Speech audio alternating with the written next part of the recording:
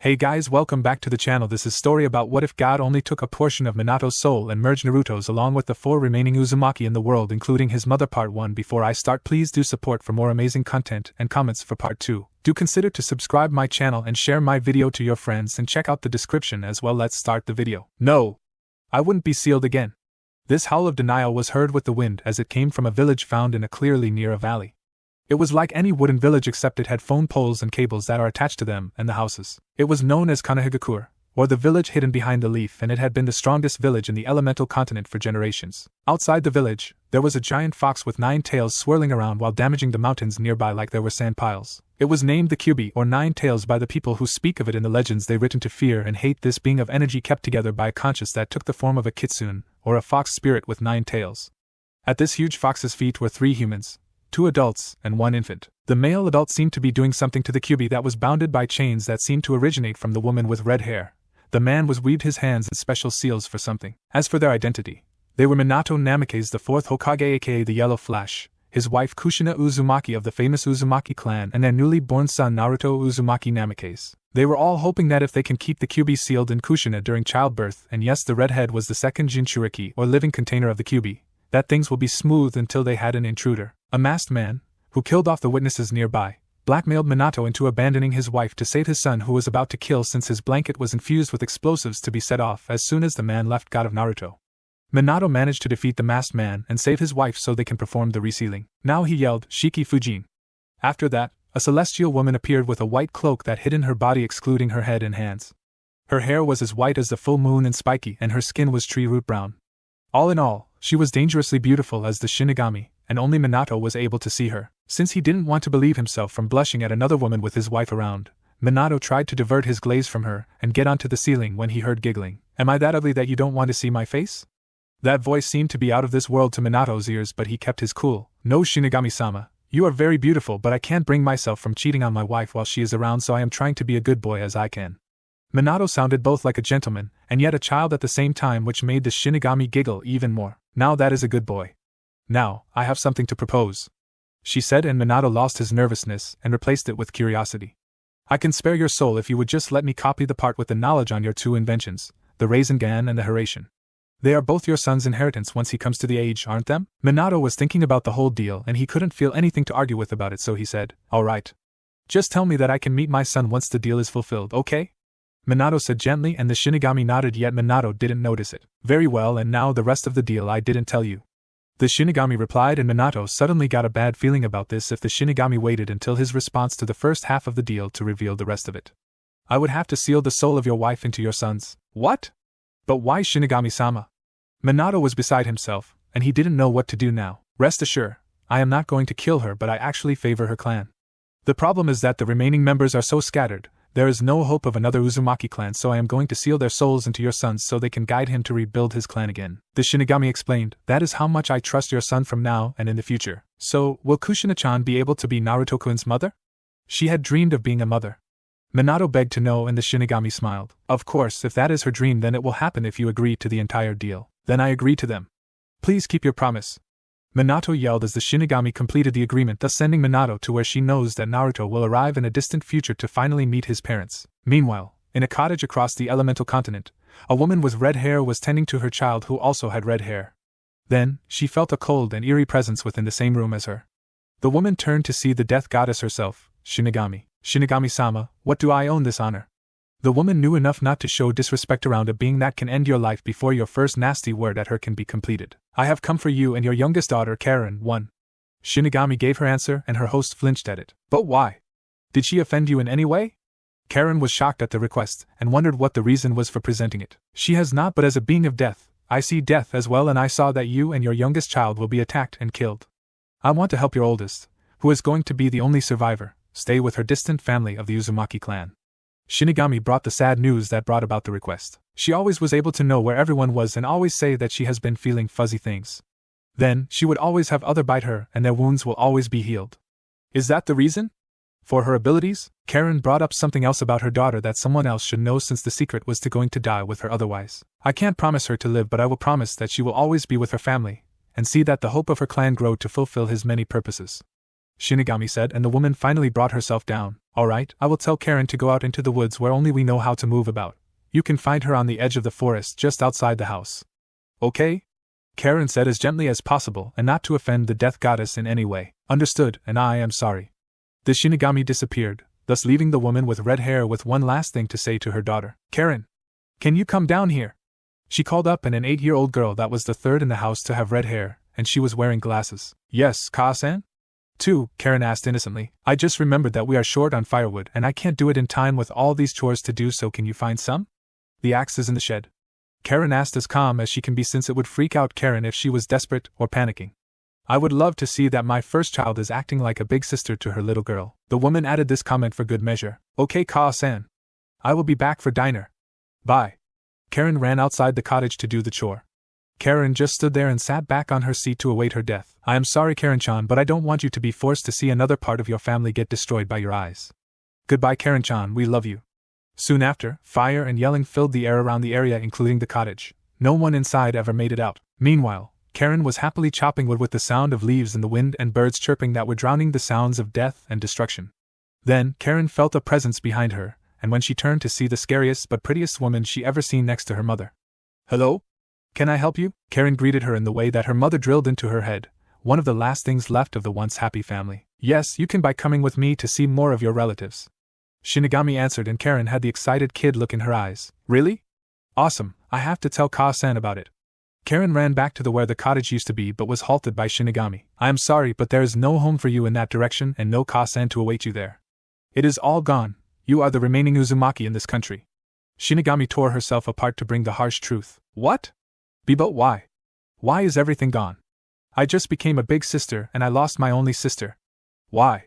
Karen was up in tears at the strange woman's words, and she couldn't protest after seeing smoke and embers in the direction she was going in. She was smart, unfortunately. She knew that the only thing that can be burning from this direction and distance is her cottage and her home. War took it all away, it is all it does. But don't worry, there is still the family, I promise you. You can still be with your family. Shinigami answered, and Karen dried her tears since she remembered that there is still the family she was told before she realized the loss she missed. Please! Take me there! I want to always be with my family and never lose them again. Karen yelled while bowing at the feet of the celestial woman, who smiled and placed her hand on Karen's head until the body fell limp when a transparent image of the girl left the body and turned into a bright ball of white. 2 done and 2 more to go, Shinigami said to herself as she disappeared with the soul in hand, leaving the unfinished firewood and the burning cottage outside the forest. In a room within an unknown location, there was a contraction that looked like it had 6 legs and a cross on the back. There was a man who was like all flesh and bones inside the machine, with only his head, torso and arms showing, but everything else was inside the machine. In his back were black rods that were sticking out, yet the man didn't seem to notice. By his side, there were 6-7 figures, including one that appeared to be a woman, while the others had piercing in their faces that differed from each. Their cloaks with the design of red clouds covered all but their heads, hands and feet. Then, a bright light appeared in the room and the cloaked figures rushed to protect the dried old husk behind.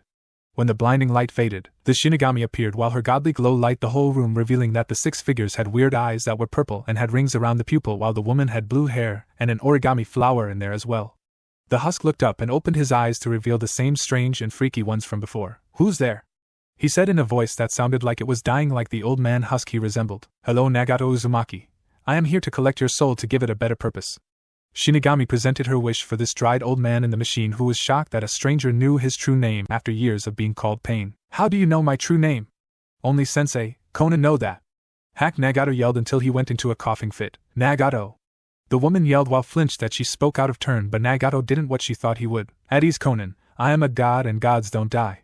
Nagato tried to reassure the woman named Conan, but he probably was just trying to salvage his empty pride, which the Shinigami laughed at that. You? A god? I am Shinigami, the goddess of death, and even gods have to watch their back when in my presence, since I have the power to kill them too. Shinigami said, and the figures present stirred and bowed in order to beg for mercy. I came for your soul because there are more Uzumaki in the world besides you. I am going to bring you to them, Shinigami said, and Nagato widened his eyes. Really? There are?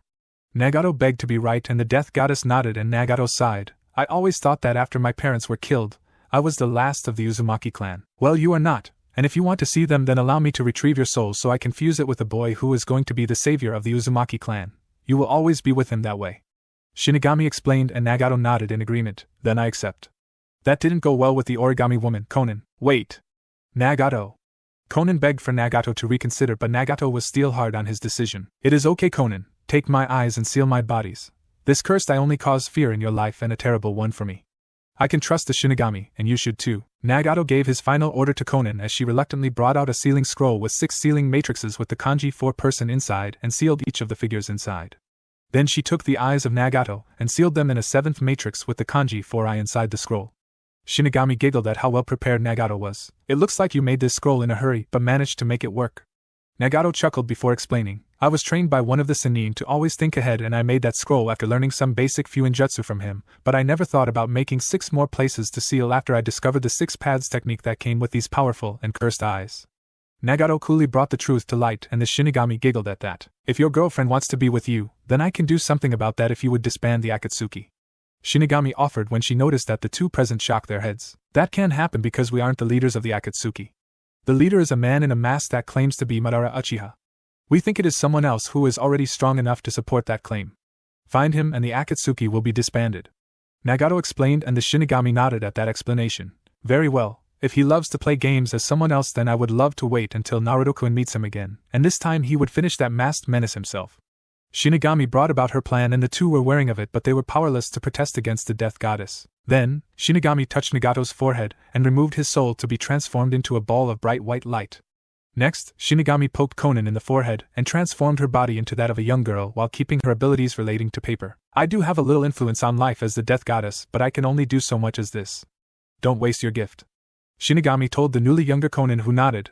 "I know you hate Konoha, but the generation that caused you pain has ended years before, so please do this for Naruto-kun, who is an Uzumaki like your boyfriend," Shinigami ordered with a little teasing on the end which made Conan blush, but she turned into origami paper butterflies before anyone can see that as the swarm of living paper joined the rest of the room, which shone to be paper as well, and they all left for the village of Konoha.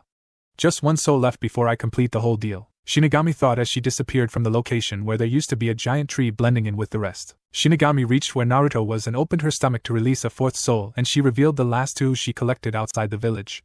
She then grasped Naruto's soul and mixed it with the outside souls to form one that gave off huge energy and power, yet still retained its shape as a boy with spiky blonde hair. "My purpose here in the mortal world is now over.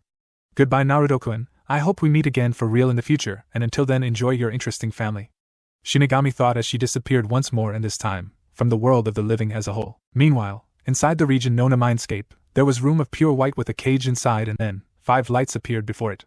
One retained its form as a ball of white, while the remaining 4 became human figures. One was that of an adult woman with red hair that reached past her waist, and wearing a battle uniform. On her belt was a sword in its sheath that gave off an interesting aura even for a sword of iron and fused metal for the handle. She was Kushina Uzumaki, and she was the woman responsible for giving birth to the boy that the Mindscape belongs to. Another was also an adult woman, but this time with black hair and in a kimono rather than a battle uniform. She had a bag that had a scroll sticking out to reveal more inside. They looked like the sealing scrolls from before. Her name was Mito Uzumaki, wife of the first Hokage and the first Jinchuriki of the Kyuubi, which was passed down to Kushina before she perished of old age. The third one was more like a young girl rather than a woman, about 8 years old, with shorter red hair than Kushina. Instead of a battle uniform or a fancy kimono, she wore simple wear that most little girls do when they are going to important ceremonies, when they have to wear stuffy and uncomfortable clothes whatever they want to or not. She was Karen Uzumaki, and she is the child of the group that is going to be a big sister all over again. Finally, there is the only man out of the women present who seemed to be near his prime. He had red hair like the others with a daily pair of clothes like the last one with ninja equipment on his waist. He was Nagato Uzumaki, who was used as a pawn by a masked man, and he with his going to redeem for all that by being with the family he thought he never meet. Now was the time to awake, and that meant for everyone including what is snoozing inside the cage. It sure is big from just standing a good distance from the cage. Then it opened its eyes to show that they resemble that of a fox or something with the slit in a vertical manner. The fur and hair sticking out sure looks like it can come from a fox or at least someone from the same animal family. Then, the resident human souls awoke as well, and this is basically what they said once they noticed each other's presence. "Where am I and where is my baby? Where is that strange lady? Is this where I can be with my new family? How much time has passed since I left that girl to Konoha?" After a while of confusion and chaos, they all finally calmed down when someone didn't seem to like the racket happening where he slept. Silence. That got their attention to see a shadow of a giant in the shape of a fox that seemed to have 9 swirling tails. "You are all here because you puny mortals are reduced to mere souls to merge with this one, my latest host. I didn't ask to be sealed again. I just wanted to get out of your territory, and out of your hair, but you foolish sacks of fresh meat gone bad tried to use me like a tool again." No one was interrupting because they are trying to piece together the words of a grumpy man on a verbal rampage. And don't give me that crap about keeping me from being controlled by people who hide behind masks and use their cursed eyes to use me for real. If that is the case, then convince me fully about it. Now be quiet and let me sleep." With that said, the behemoth went to its slumber. That was defiantly the Kyuubi, and I guess this is Minato-kun's seal that looks like a sewer. Kushina was mumbling until she felt someone tap her shoulder and looked down to see little Karen looking up at her. "Excuse miss, are you an Uzumaki?" Karen asked, and that brought everyone's attention. "Yes, little one, I am an Uzumaki," Kushina said, and was rewarded to see Karen cute pout. "I am not little, but it is really cool that you are an Uzumaki like me," Karen said like a real child, which brought comfort from her cuteness to everyone else. Then Mito decided to get involved. "Hello little Kushina-chan, you have grown beautiful since I last saw you," Mito said, and smiled at the woman's shocked face and turned to Karen. "And hello to you, fellow Uzumaki." Karen smiled that at least one of them weren't making fun of her age. "Hello to you too, Miss Uzumaki. What is your name?" "Mine is Karen." Mito smiled that there is still the innocence of childhood within the children themselves. "I am Mito Uzumaki, Karen-chan. You might have heard of me being Hashiramakoi's wife," Mito answered, and Karen made a scrunched face as she tried to figure out what she meant. That is until something clicked in Karen's mind. "You are the wife of the first Hokage of Konoha. Does that mean we are in Konoha itself?" Karen yelled in her usual childish voice that Mito giggled at. "It is true that Hashiramakoi is the first Hokage, but I am afraid this isn't Konoha and any place in the outside world for that matter," Mito answered, and Karen felt a little down since she now wanted to live in the same village one of her ancestors lived in, while the village itself was young. Then Nagato didn't want to be left out any longer and revealed himself. "If we are not in the real world, then where are we, and do any of you know this child?" Nagato asked, and everyone was wondering what he meant by child since Karen was the only child around until they saw an infant in Nagato's arms. Kushina thought the features on that baby were indeed familiar. "I came across him not far from where we are while you ladies were having your woman talk. Does the name on the blanket sound familiar? Naruto Uzumaki Namikaze?" That was it for Kushina. She took the infant from Nagato's arms and cried while clutching it. "Naruto! I thought I will never see you again." Kushina was so into her tears and keeping her son close to her that she didn't notice the others looking down on her while being left out on the details. "Excuse Kushina-san." Karen approached the tear-stricken mother and got her attention. "That boy is cute. Can I hold him? Please?"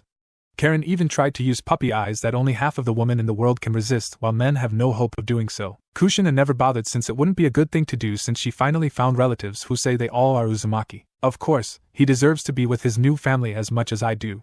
Kushina gave Naruto to Karen, who cooed at how cute it was with that sun-blonde hair and whisker marks that seemed to be real.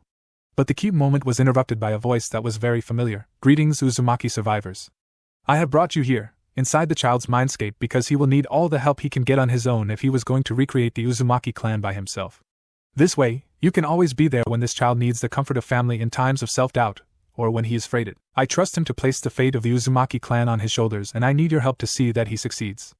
Good luck." As soon as that message was heard, the Uzumaki members looked at each other and nodded. They now knew why they were here and what to do as Naruto grows up. They then intended to grant the boy their respected gifts, but a better time than now. Soon, the mindscape was on the verge of breaking down, and the Uzumaki souls returned Naruto his original location so he can wake up in the real world. Once he gets there, the burdens and troubles are about to begin for young Naruto, but also friendship among the way. In Konoha, within the Hokage Tower, Hiruzen Sarutobi, who used to be in retirement, is now back in the Hokage's seat and wearing the clothes again. He hated that he had to go out of retirement because his successor had disappeared and his wife was found dead at Naruto's place outside the village. Hiruzen remembered that Minato told him that if anything should happen to him, the elderly Kage will have to see that Naruto lives a life as the son of the fourth Kage, and treated like royalty. Unfortunately, it was not to be. "Minato, I know you are still alive, but why aren't you coming back? You will go to the ends of this world to avenge your son for the treatment he is living now. If only someone can help me with all this paperwork. I can even adopt Naruto into my family if I have to protect him from your fans bent on killing the Kyuubi for killing you." Hiruzen mumbled as he reflected on how he knew that he is not actually following Minato's example, and how he can't help it. It was the truth. Naruto lived the lowest of the low, complete with pain and hating glares. He was first entered in the orphanage, where he actually proved to be a big help by helping the owner handle the orphans younger than him. He will ask what they wanted to play and make sure they had fun. It worked a lot, and Naruto thought he was on the right path to friends. However, the owner also hated the Kyuubi for making her an orphan herself, and that meant to people like her that in order to hate the Kyuubi, you had to hate the one that contains it. So, sooner or later, Naruto was kicked out of the orphanage when he was old enough to live on his own. He hoped that his friends could at least try to protest, but he was heartbroken to see that they also hated him despite the times he spent helping them with their needs and fun. So, after 2 heartbreakers in a row, Naruto tried to make the best of it by living in the slums, and that meant eating out of the garbage and sleeping out in the open with the freezing winds. That was also when things got worse. While Naruto can tolerate the hateful glares and muttering bad things about him, but pretty soon, the civilians seem have become bolder or crazier to rally mobs to kill him. So, Naruto gained his own skills in speed and endurance from running from mobs that never give up, while he acquired the power to move about quiet and unnoticed even though he was standing out like a sore thumb. It was true that he did, since he was also banned from clothes stores, since the owners also hated him for the Kyuubi and would only sell him a hideously orange jumpsuit, hoping it would always make him seen by mobs. Naruto loved orange for a reason even he couldn't figure out, but he hated the jumpsuit and wished to wear something better since he couldn't get any friends without running away from it. This went on for a year since he left the orphanage at 3, since the owner could seem tolerate Naruto's presence there any longer that age. Since anyone at the age 3 could only walk, Naruto had to get support from the ANBU or even Hiruzen himself when he had time off during the day. It still isn't a good life for the blonde, but he went on since he was given advice from Hiruzen that if one can endure the bad things that just happen, good things will also happen. That is about to happen, just not in a way that anyone could ever imagine. I am telling you. I don't know what you are talking about. I was just trying to get something for my lunch. A boy who is wearing an orange jumpsuit is running for life, and for the 1000th time in his whole life. Who cares about that? You killed my fiancé and you are going to pay for that. One of the mob members yelled in response. Yeah. You took my daughter from me, my father, my brother, my cousin. Naruto was just hearing all these yelling and accusations he doesn't remember doing, he never ever does. I didn't do anything. Why don't you all listen? Naruto was answered with a rock to the head, causing him to bleed. It is no use lying, demon. We know you did it, and we are going to avenge our hero you killed. We are his legacy, and we are going to be heroes after we kill you. Another member of the mob yelled in a rather mad tone, but no one ever noticed except for Naruto himself. Unfortunately for him, he took a wrong turn and ended at a dead end. Naruto turned to see the mob blocking the only way out. Heroes don't kill because of their own hatred. Bad guys do that. Don't you know that? Naruto tried to make them see the light of their actions, but they are so full of hate and empty anger to listen as one of them got to him first, brought down a metal pole down on his shoulder, sending immense pain through his body. And then, the mob got to Naruto was brought down tools of pain about to turn into tools of death. But there was something wrong about what they are doing. Why isn't he dying? It is like every blow we deal, it is healed. One of them tried to pierce Naruto's leg with a dagger, but the wound kept healing within a single second. It must be the demon. We got to burn him alive. That will make him easier to kill. Another one of them proclaimed while carrying a torch, but before he could use it, the whole mob heard two words that were "they are out of this world." Shinra Tensei, almighty push. The mob felt like the air itself was rejecting them as they were flung into walls and onto the streets, rather hard to break some bones and snap some necks. Only a half of the entire mob was left alive, and they were still prescient on killing Naruto. The blonde himself was wondering how he did that, and then noticed the wound on his head was not bleeding anymore, just wet with blood on top of a closed wound. What is going on? I am not hurt? Wait, what are these fuzzy things that I am feeling? They are making me have goosebumps. Oh. Naruto was interrupted from his pondering when he felt the need to move to his left, and a good thing he did because he narrowly dodged an explosive note and moved before it went off. But then he felt these fuzzy things again and saw the mob people charging at him, despite some with serious wounds. In a panic, he felt something else and called on it. Then, chains emerged from his back and both bounded and pierced the armed civilians, ejecting them to the walls of the alley once again, and this time, they either fell unconscious or dead. Okay, this is definitely freaking me out. But who threw that note that went bang?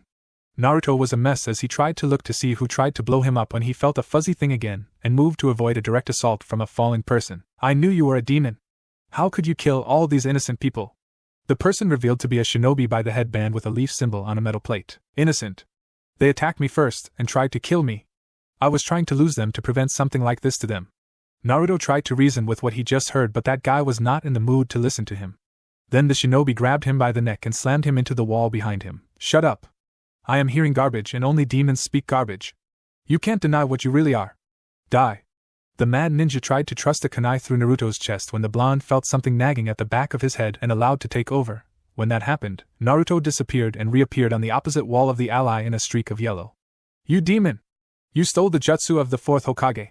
You will die for your crimes to me. The shinobi moved for the kill this time, but before he could, another shinobi intercepted him and pushed a real kunai through his skull. He was dead like the other mad people trying to kill Naruto, but paid the price for it. Naruto was starting to lose conscious as he felt exhausted for some reason, but the last thing he saw were shapes and shadows that resembled people, and one of them was smaller than the rest, and he yelled for his name before the sounds became too muffled to make out. Finally, darkness settled in and blocked out anything else, including sound. What happened was that Hiruzen saw that Naruto was attacked once again, and deployed his ANBU to stop them when they all felt something else about this encounter. Like something was sleeping and now was awakened. They hoped it wasn't the Kyuubi breaking out of the seals, so the Hokage tagged along. When they arrived, they wasted no time to stop a fellow shinobi who was recognized as one of the few that lost a family member or two when the Kyuubi attacked 4 years ago. Then, they saw that they're dead civilians with weapons in their hands, but Naruto's blood was there too. Hiruzen ordered the ANBU to clean up the bodies and check Naruto himself. The verdict was that the blonde was only suffering chakra exhaustion, and after a good night rest, he should be fine. The only thing puzzling was how half the bodies were reported to have been thrown backward with enough force to break their bones and snap their necks. Other than that, the other half had wounds like they were pierced by arrows, but not a single one was found or even other evidence to support that theory. Everyone just pushed it out of the way for later and left to bring Naruto to the hospital and the blonde's private room in that building. Meanwhile, Naruto was wondering why the floor seemed wet and he was in an alley that hadn't had any rain in a week. Also, the room appeared to resemble a sewer, but Naruto was even near a manhole in the alley. Then where am I and how did I get here? The last thing I remember was everything going dark when I got all tried. I couldn't even keep awake. Naruto muttered to himself until the wind met him by the ear. There Naruto heard low snoring and the voices of people. Maybe there is someone who knows about this place and how to get me home. Naruto was suddenly excited despite being in a place he never knew existed. Naruto went in the opposite direction of the wind and the sounds kept getting louder, which meant he was getting closer to where he wanted to be. Finally, Naruto came across a door bigger than any other he has ever seen before. The voices are definitely on the other side of this monster door, but can I even open it? Naruto tried to think of what to do next until he noticed the wind creating a crack between the door and the doorway. He tried it out and found out that, despite its size, the door felt light as a feather. On the other side, Naruto saw people indeed. 4 of them to be exact, and they all seemed to have red hair. Naruto never saw anyone with red hair, less 4 of them in the same place. Hello. Naruto was a little scared that if they saw him, they would just call him nasty names and tell him to get lost. Instead, they all smiled at him. That was entirely new to the poor blonde. And my name is Naruto Uzumaki, what are yours? Naruto asked as polite as he can in his fear and shock.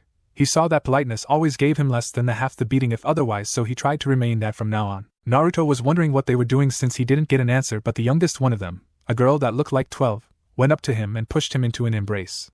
You are my little brother? You are so polite and cute, the girl yelled at the top of her voice. Now, Naruto had this happen before with the kids at the orphanage before he was kicked out and forgotten, so he went a whole year without another hug. Thank you, what is your name? Naruto said while still drowning in shock and now confusion to how the girl who was 3 times his age called him her younger brother. My name is Karen Uzumaki. The young Karen introduced herself and Naruto widened his eyes that someone else had his last name as well. Your last name is Uzumaki like mine. Does that mean you are family? Naruto asked excitedly, yet at the same time, he begged for the answer to be yes. Of course. Wasn't it that obvious? Karen put it bluntly and saw that Naruto looked down. I did until people started laughing and said no, then they tried to kill me. Naruto muttered, yet everyone else still heard it, and Karen hugged him, while chanting I am sorry over and over. Then, Naruto felt another pair of arms around his body and looked up to see an adult woman this time. My poor baby! The woman yelled like a drama queen, in which Naruto felt a little peeved at the baby part. I am not a baby. But why did you call me yours? Naruto asked, and the red-haired woman hugged him even tighter until he was suffocating. I am your mother. The woman yelled once again, and Naruto froze in shock until he started laughing. Nice joke, lady, but still your hair is very nice like Karen-chan's. Are they made from rubies? Naruto said bluntly, but still Karen and the woman both blushed from the comment about their hair. I am not joking, and thanks for what you said about my hair. Only your father liked it while everyone else made fun of me because of my hair. The woman said sadly that her son thought she was only making a joke when Naruto hugged her. Then tell me who they are so I can show them that are messing with the wrong person. Naruto yelled in a childish view on getting even. It was always something nasty, but Naruto had a talent for making anything seem cute, so the woman just hugged Naruto back, forgetting about her bad childhood. Thank you, but I won't want my baby to become one of them. The woman said gently, and Naruto just frowned. I am sorry for breaking your heart, but if I call the stranger my mom, then it will never work out. I need to know you better so I can call you mom.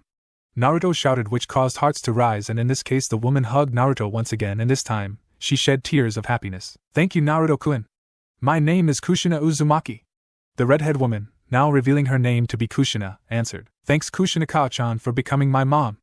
I always wanted one. Naruto yelled in response. Has been a good day for poor Naruto, who was in the need for someone to treat him like an actual person and love him while she was at it. Yet, all great moments have to end, but not always in a way that ruins it. The 2 remaining redheads came to the mother and son reunited, along with Karen watching with wet eyes and heavy heart on the sidelines. Hello, we would like to get involved too. Naruto turned and looked sheepish as he turned to face them fully. Sorry about that. My name is Naruto, what are yours? Why, that is very cute of you to ask that politely. The second woman cooed at Naruto, making him blush in embarrassment and look away to hide his red face. Anyway, my name is Mito Uzumaki. Naruto was wondering why the name sounded familiar when the sole man of the group took his turn. My name is Nagato, and I was also thinking there weren't any more of my family like you, Naruto-kun. Naruto just smiled and nodded. I am just glad that we finally meet Nagato Aji-san. Mito Oba-san, Naruto said, and the two Uzumakis spoken were confused by Naruto's choice of words in relation to their names. Naruto himself saw this and explained, well, I know from hearing teachers in their classrooms that Mito Uzumaki was the founder's wife, so that would make you my great-grandma, but that would be rude, so I am sticking to Oba-san if you don't mind. And Nagato Aji-san, aren't you Ka-chan's brother? Mito felt warm that Naruto was sensitive about how she would react to how her relation to him actually was in terms of her feelings to her age, while Nagato and Kushina just stared at each other in loss of response. Naruto saw this and felt like a real letdown. If you don't like it, Ka-chan, Nagato-san, then I will think of another way to call you. Naruto was regretting his view on Nagato, but both he and Kushina stopped him in his verbal tracks. No, it is fine, Nagato said, and Naruto was the one confused. I just never saw myself as a brother since I was the only child, but if it works, then I don't mind being your uncle. It gives me a good reason to take care of you like Kushina-san wishes to as well. Nagato explained the real situation, in which Naruto breathed a sigh of relief. Okay, Aji-san. Now can you tell me where I am and what happened? Naruto said, as he almost forgot about what he truly wanted to ask when he first set his eyes on his new family. And he got his answer. Simple, Naruto-kun, you used our gifts. Nagato said, and Naruto was a little puzzled about TI, but before he could ask, he suddenly turned to Karen, who was the one still left out on the action. Don't be sad, Karen-chan, come and be with us. Everyone was dumbfounded because they were actually looking at Karen but couldn't read her emotions, but a 4-year-old was able to do that, and even Karen herself was shocked about that ability. How did you know that I was sad while I was hiding my emotions? Karen asked, and Naruto made a allude to show that he was also confused. I don't know. It was just suddenly I can see this flashily blue stuff that feels fuzzy in you guys, and there are a lot of them. That and this tinkling feeling about something like water flowing in people's heads, and it tells me what they are feeling or thinking of. I didn't want to lose it, so I let it guide myself, and it was never wrong. Naruto tried to explain to the best of his ability, as only 4 years old. Everyone just smiled at how Naruto was acting his age, and it was cute. That was called sensory, Naruto and I-kun, Karen said, for she felt it was her turn this time. It is the ability to know where living things are, and what they are thinking of, so in this world of ninjas, it is like a treasure, so not many people can gain it. I am a censor myself because I knew where the people back home were, and how to find them. So you mean that I can always know when people are coming so I can avoid them better? Awesome! Naruto began to jump up and down. It was his way of better using the burst of energy that came when he was excited. Sure, Naruto-kun, but that isn't the only thing you were granted. You remember those chains that appeared out of your back? Karen asked, and Naruto nodded. That was your mother's chakra chains. Secret Kasnees? Naruto was unfortunately lost at the hearing of big words like the last two spoken by his big sister.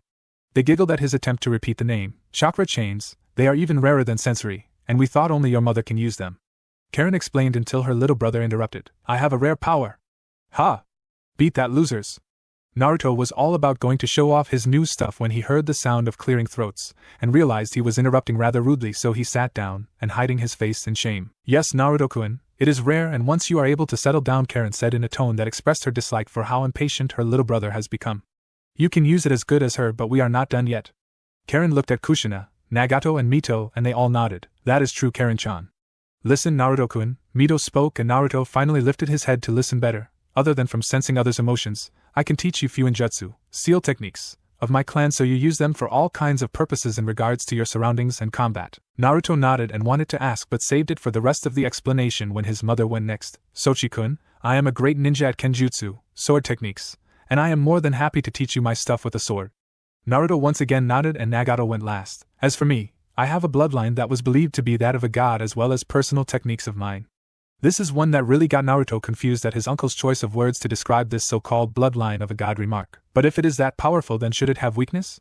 Gigi once told me that every power has a weakness as big as itself. Naruto asked, and Nagato nodded with a tone that described sadness but at the same time, relief. There is one. Nagato finally answered. It is true you possess it, but due to circumstances, it is only at a third of its full power, meaning you can only use 2 of the 6 main powers granted by the Rinnegan, but you seem to have been able to use the bonus ones. That means you can still have enhanced sight and mastery over all 5 elements. Nagato explained, but he felt like he set something big off when Naruto just couldn't take the excitement anymore and released it in a shout. Will I be able to make paper bombs and scrolls I can fit a house in? Will I be able to slice and dice everything with a sword? What does this bloodline do that it is so rare? Will I be able to move fast like lightning? Will I always know what people are feeling and thinking? Anything else was drowned the next letter until it was just unreadable jabbering that came out of Naruto's mouth. The Uzumaki just waited out until Naruto settled down to breathe again. Naruto-kun, we have a lot to teach you before we can explain out abilities, so you better pay attention. Kushina said in a strict tone that got her son rubbing his head sheepishly, and he just sat down and stayed there. He then learned that there was a difference in time in relation to the time that passes outside. Naruto then was taught proper words and learned more manners on how to treat others, including women. There he also learned that his parents asked his adoptive grandfather to tell him once he became powerful enough to protect himself. That plan went up in flames when Naruto revealed that he never lived a safe life from all those mobs attacking him every chance they get, so Naruto planned to present that to Hiruzen once he returns back to the world outside the mindscape. Speaking of which, it was Naruto's mindscape, so only he has the power to change how it looks and works. Naruto had changed it to the descriptions from Kushina and Mito since he felt like they deserved to live in their homeland once again. This granted him thank kisses from his mother, aunt and older sister since they were overflowed with joy and respect to the blonde for being so thoughtful. Soon, Naruto noticed that he couldn't maintain his presence in the mindscape any longer and asked what is going on. He was answered with, "You are in the mindscape because you are asleep, and if you are about to wake up, you can't longer stay here until you fall asleep again. We will be waiting until then." With that said, Naruto saw that the mindscape had faded him out as he said his goodbyes until he would see them again. When Naruto finally woke up from his talk in the mindscape, he noticed that his clothes were replaced with a hospital gown, so he knew where he was and groaned, "I hate hospitals." "Well, you better get used to it by now, Naruto-kun." A voice appeared and Naruto knew it. The problem was to either smile or frown, so Naruto saved it for later. "Hello, Gigi?" Naruto said in an emotionless tone that sounded like the real thing as Hiruzen flinched at it. "What is wrong, Naruto-kun?" Hiruzen said he never saw the boy he saw as a grandson act like that. "Spare me the questions, Gigi. I will be one asking them." Naruto said to get his point across, and the Hokage nodded. "First is why you lie." "I beg your pardon. Why did you lie about my heritage and my family line?" Naruto repeated to be more specific. Hiruzen was at a loss on how to answer. "Well, I thought that if I can wait until you are strong enough to protect yourself, you will learn about your parents and the enemies they made in their lifetimes." Naruto surprised him by laughing. "Thanks, Gigi. I needed that. And about your enemies?" Naruto paused and Hiruzen was wondering where the blonde was going to. "I have plenty already, here in the village." "What?" "You heard me, Gigi. I have been on the run and I have been hunted down by the people you can't even touch, so why worry about gaining more enemies? It wouldn't make a difference in any way once I do learn about it." Naruto explained, and Hiruzen could argue about it. "Besides, you have got to trust me if my father asked you to protect me." Hiruzen was confused on that. "But I do trust you, Naruto-kun." "Then why did you keep it all a secret from me?" "I could have learned that and kept it a secret to help you and your little paranoia." Naruto was definitely not talking like a 4-year-old, but that is because he expanded his vocabulary in the mindscape just before he woke up. "You're right, Naruto-kun." Hiruzen finally gave in to Naruto's accusations that are as hard as steel. "And I am going to give you the power to become the ninja you always dreamed of being." "Really?" Naruto converted to a carefree and energetic personality that best fitted a 4-year-old again, and instead of feeling awkward, Hiruzen smiled to see the child and his grandson once again. "Thanks, Gigi. Come on. Let me see them." Naruto began to bounce round the room as he was too full of energy to keep still, and Hiruzen finally got a hold on him. "First, we need to get you some clothes," Hiruzen said, and Naruto began to be sad again. "But the stores will never sell me anything but that stupid jumpsuit that helps the mobs in finding me," Naruto said in a pout until Hiruzen laughed. "Naruto-kun, I may be old but I have not lost my touch yet, and that is why I am going to help you get a new wardrobe or a collection of clothes," Hiruzen explained, and got his response in a once again excited Naruto hugging him in the chest. "Thank you?" Naruto bounced around again, and Hiruzen placed his hands in a seal which caused them both to disappear from the hospital room. Soon after, Naruto was back in the Hokage Tower wearing a black jacket, an orange shirt with red streaks, shinobi sandals, blue fingerless gloves and black pants that reached down to his feet. "Now that problem is solved, I have my present for you ready to be given," Hiruzen said when he dove behind the desk and brought out some scrolls. "These are scrolls on how properly awaken chakra, how to improve chakra control, some personal techniques of mine, and finally a sword that your mother gave me before she died." "Thanks, Gigi," Naruto said when he grasped the scrolls and took some time to gain his balance back from how heavy they were, to which Hiruzen smirked at. "I will do my best to use these and become the best ninja ever." Naruto then raced out of the office to a nearby training ground to try out his gifts from his family and adoptive grandfather. Hiruzen couldn't help but forget about his work and just stand to look out on the village. "Maybe I let my love for my family to make me senile as well as old. Well, I'd better follow Naruto-kun's example and prove everyone wrong." Hiruzen felt like he was a kid all over again with all that excitement and energy to fuel it. It has been 5 years since that incident in the alleyway in which the Hokage labeled it as an act of treachery when one of the shinobi shown his colors to try and kill Naruto by also endangering the civilians that were holding him down. And speaking of the blonde, his life had changed even for the smallest amount. Naruto finally was able to gain an actual training routine from those ninja scrolls he got as a present from the Hokage. He had successfully awakened his chakra for real, so he can properly control it, and with the scrolls on chakra control, Naruto was able to freely manipulate his chakra, to which he can turn his now complete Rinnegan on and off. This also aided his skill in his chakra chains as well as his few ninjutsu skills that he learned from his mother and ancestor respectively. They both call him good enough to be an expert, which meant that the title of master would be his in only a couple more years. Other than that, he has been training how to use kenjutsu from his mother by practicing with sticks and poles. He hoped to earn. Now, Naruto was walking down the streets with a happy smile on his face. He just finally finished an advanced form of kenjutsu just a few minutes ago.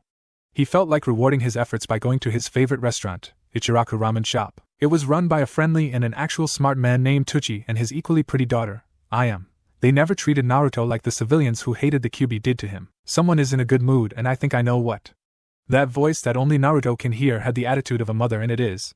After Naruto learned that his family members were now part of his own soul and can be seen within his mindscape, he was able to hear them when no one else can. This was because he is a Jinchuriki, and he learned that fact from his mother and aunt, who had become Jinchuriki as well as the fact that another thing that active Jinchuriki share is that they can enter a world that only them and the Biju that are trapped in their seals can enter. Of course, I am happy, Kachan. I finally got down another level of cool kenjutsu along with all those awesome techniques to use because of it. Naruto still retained his love for learning things that are cool and awesome, but not one of his fellow Uzumaki relatives cared, because it is always refreshing and heartwarming to see the innocence and carefree attitude of when people are young. I just remembered that today is when I agreed to go on a date with Hinata-chan, and Konane-chan said she wanted on the fun as well too. This day is going to be great and fun. Naruto was now covered in a glow that only the sun rivaled, and his tenants just shook their heads, yet no one noticed that. Not even Naruto himself. Why did I ever ask? Kushina mumbled from within her own son's mindscape, but everyone else saw the smile on her face. At least he has a friend and a beautiful girl to love. Jinchuriki cannot exist without either of them. That is true, and I never get tired of remembering how it all happened. Nagato said as he reflected on how much his new nephew had received in comparison to his life before meeting him in person for the first time. Everyone else nodded and joined Nagato. Flashback begins. Phew, that was real training. I am glad I can finally do it. Naruto muttered to himself, as he crawled himself onto a rock. Now most boys would complain, but Naruto knew that if he was going to do that, all that painful waiting will all be for nothing, so he just bears the after effects of training. You know, I don't remember me saying things like that when I finally got training. A voice sprung in his head, but Naruto was used to it after so many times of jumping at the sound. I guess your desire to get strong is greater than I thought. Of course, Kachan. The village tried to purposely make me weak and keep me like that. In a way, they were insulting your legacy, and your family too. Naruto said back and had to feel the fury of his mother from inside his own head. Just keep the training up so I can see you prove them wrong and how they treated my son. Kushina yelled, and everyone's sweat dropped with a sigh that got her attention to her behavior, as she chuckled sheepishly. Anyway, I'd better go to Ichiraku's for some delicious ramen, Naruto said while he had a migraine hearing how his mother craved for the noodles and soup in years. He found himself strolling through until he sensed some negative emotions regarding to fear and anger, but unlike the slums and mobs he had sensed before in his training, the victim also had a pure soul, almost like his. Naruto wanted to check it out, and he got his discovery in the form of a girl around his age with a gang of bullies older than her cornering her. They talked about nothing but putting her in her place. Naruto won't have it, and dove in with some punches and kicks that got the bullies packing. The girl now revealed herself to have moonlight raven hair and lavender pale eyes that shined of awe at how the boy with blonde hair came out of nowhere and saved her. Her thoughts were interrupted when she heard his voice. Hey! Are you okay? Did they hurt you in any way? Naruto sat down to her level and traced her hand over to search for signs of damage that only got the girl to blush like a tomato on a short fuse. His family were giggling in his head that their tenant was so oblivious to his own actions. Ah! My baby is so brave and caring. Kind too, but he is so oblivious like his father. I am having a hard time seeing something he has that reminds me of myself. Kushina squealed until she fell in depression on that last comment. All it took was Nagato placing a comfort hand on his sister's shoulder. At least you get to see the sweet stuff between you and Minato again, and this time it's you who gives the advice to Naruto about his new friend and possible wife. Nagato didn't know whatever to pat him on the back or hit on the head, when he got Kushina on full gear on what he is going to tell her son about what to don on dates and such. Meanwhile, Naruto finished checking and made a sigh of relief. Looks like there isn't anything serious. I am really glad you are okay, Naruto said when he made his irresistible smile that successfully got the girl almost as red as the blood that is racing to her head, heart, and face. Thank you? My name is Hinata. Hinata finally spoke and got Naruto all concerned again. Pretty name, mine is Naruto. The blonde answered, and he just added a lot of points in a game he never noticed he is playing in. Are you shaken up? You are having a hard time talking, Naruto asked, but Hinata would just daydream about her new crush and his concerning nature, so the blonde changed the subject to save face, and I mean both ways. Are you hungry? I was going to get some lunch, but I have enough money for two. Want to come? Hinata fortunately heard that, and had thoughts racing in her head like, so, if I say yes, then he would let me know him better and become my friend. I can afford to shudder like this. Hinata was determined to do that, but she still didn't trust her voice, so she just nodded. Great. Come on, let's get up. Naruto took Hinata's hand, which got her blushing once again, and he finally got her back on her feet. Naruto made sure she will be able to walk until he got here, racing with him towards the ramen stand. There, the owner and his daughter was delighted to see their best customer with a new friend and a rather cute one in their eyes. "Good day, Naruto-kun. Did your hard training this morning reward you with a girlfriend?" Tucci asked, much to their blushing, which I found cute. "No way, Tucci-san, we just met a few minutes ago. Besides, she is hungry, so I brought her here for lunch." Naruto calmly and coolly corrected the friendly ramen cooks before helping Hinata to a seat to the left of his. "So I would like the usual, but hold back on the bowls because I would like a beginner set for Hinata-chan." With that said, 3 reactions had happened under the same second. Tucci felt a little down since he started to rely on the fact that Naruto eats up to 20 bowls of ramen a day. But he wasn't going to be selfish since his best customer didn't want to pig out in front of his new friend, who is a girl, and girls deserve not to see such things the same day they met a boy. Was trying to hold in a squeal at how the boy who always called Ne-chan was actually thinking more about his new friend rather than his own meal. Other than that, she found it cute that her Ototo called his new friend Hinata-chan, especially after only knowing her for a few minutes, as he said. Hinata herself was lost in her world that her new friend and crush was practically treating her like a princess. She was also lost for words that her crush called her with "chan" at the back of her name. It meant to her that Naruto also found her cute. She was so lost in thought, she didn't notice the bowl of starter ramen in front of her, but Naruto did. "Hinata-chan, your ramen is getting cold. It is best to eat soon or never," Naruto said, and Hinata's heart jumped when Naruto called her that again, but also saw her meal in front of her, so she managed to start eating as in not to embarrass her new friend. She never eats something as good as this, and she couldn't stop craving for more. Naruto found it cute since it happened to him when his Gigi brought him her for a meal years ago. After a delicious meal together, Hinata just won't stop holding Naruto's arm, which only made walking a little difficult. Naruto didn't mind. He was thinking about why Hinata gets so red for some reason.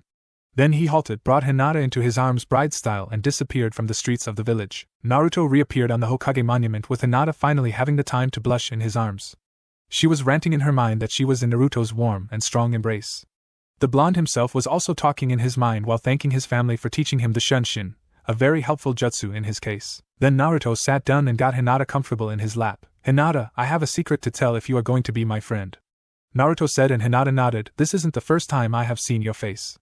With that said, Hinata was confused. "I actually first saw you when you were 3, before you were kidnapped." Hinata gasped at the memory. "At first I didn't realize the danger coming. All I could think about how cute and adorable you were at the age. I couldn't stop myself from trying to see it again, especially when you smile. It was one of the most beautiful smiles I ever seen and one of the very few in my life as well." Hinata was feeling like boiling over, but somehow she lost her full face blush when she heard that same statement.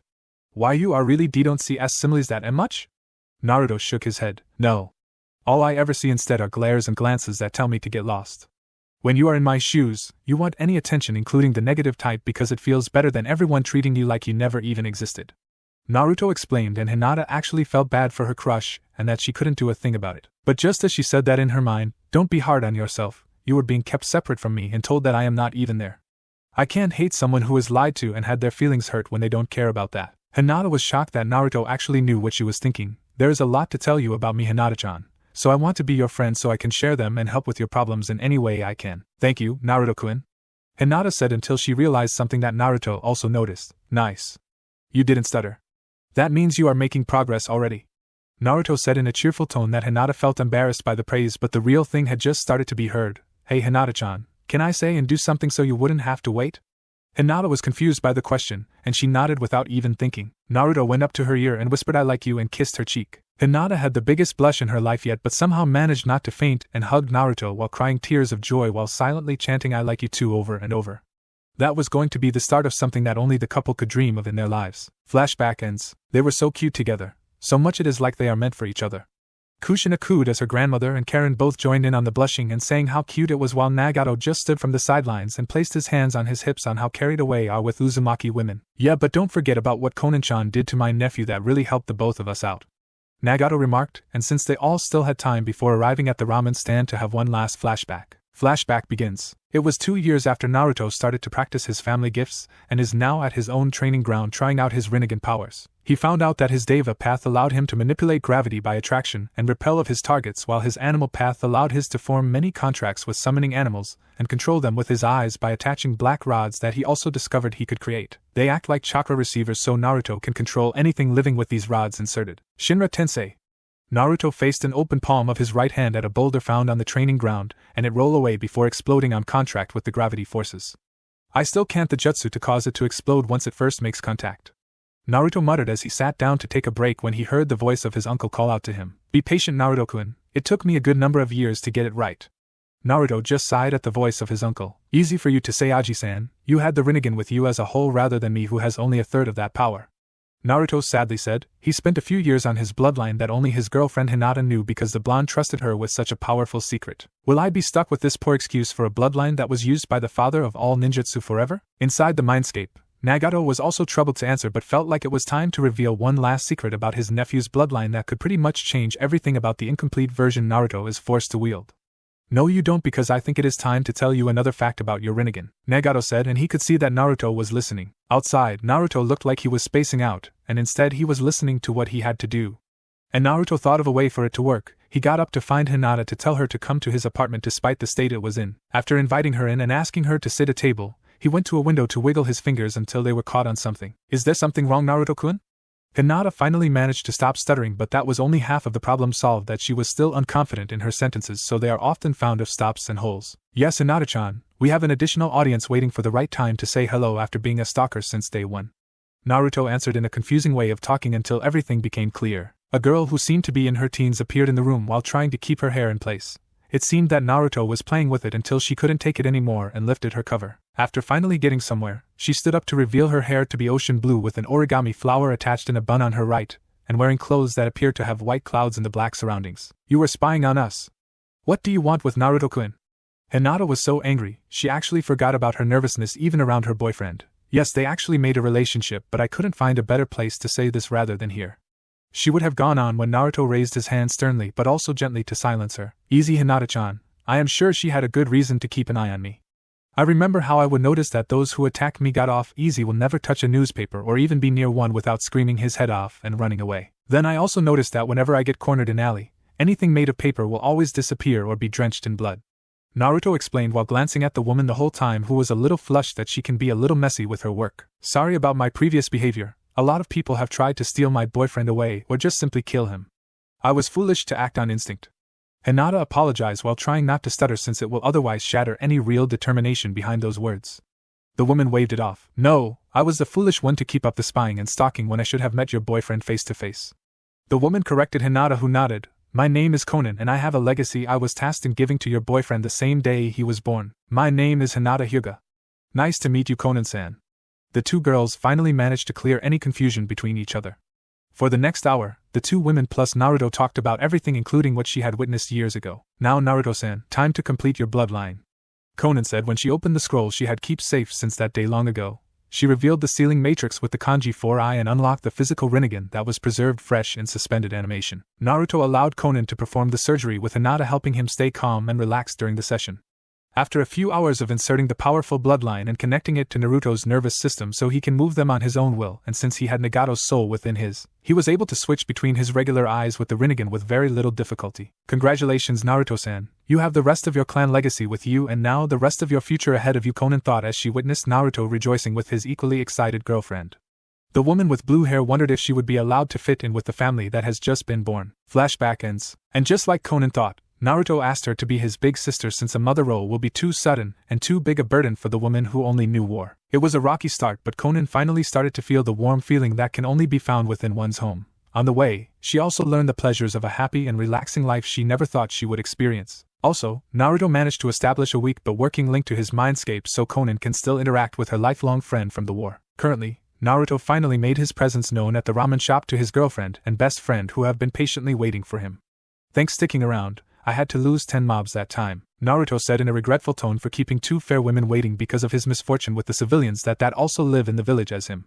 Hinata just smiled at how she knew that her boyfriend hated to keep her, and any woman for that matter, waiting. Don't worry, Naruto-kun, we haven't been waiting long, Hinata said comfortingly while Naruto placed himself on a stool inside the ramen stand. His expression was still there. I still feel bad that I had the misfortunate to live a life of hiding for my life and being late for dates. Gigi keeps on saying that good things will come if I keep waiting, but I may not have the time to do that when the mobs find me again. It is still too soon to protect myself, Naruto muttered sadly when he noticed that Tucci placed a bowl of his favorite ramen in front of him, and that his precious girls were hugging his arms. They spoke not a word, but Naruto was smart enough to see that he was being a fool for only thinking about the negative side of his life when he should remember the other side too.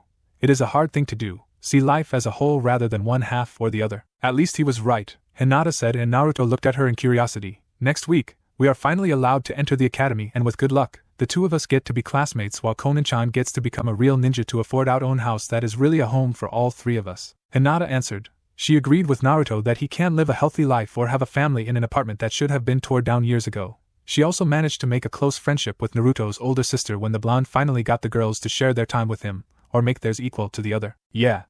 Let's do this. That was all Naruto said since that evening when he walked towards home with his girls going to their homes. That is until they can buy a place that is big enough for all of them in the near future. It is another day in Konoha and everyone went on to their daily chores, but for a certain man and his two precious girls, it was the beginning of something big that could pretty much benefit their lives. Today, Naruto and Hinata get to enter the academy. Now if you think we can find our blonde hero in the slums, but not today. He was up early heading to where he can see his girlfriend without trouble with her clan. The park. Once he arrived, he saw his precious girl sitting on bench waiting patiently for him. Good morning, Hinata-chan. Hope I didn't keep you waiting too long. Of course not, Naruto-kun. I just got here myself. Hinata was doing so much better the longer she hanged out with Naruto. All the way to barely blushing at all. Only when Hinata is extremely embarrassed about something. Let's just enjoy this before we start to do some real training to be a shinobi once we enter the academy. Naruto said, and Hinata nodded. Their date went along just fine to their hidden surprise.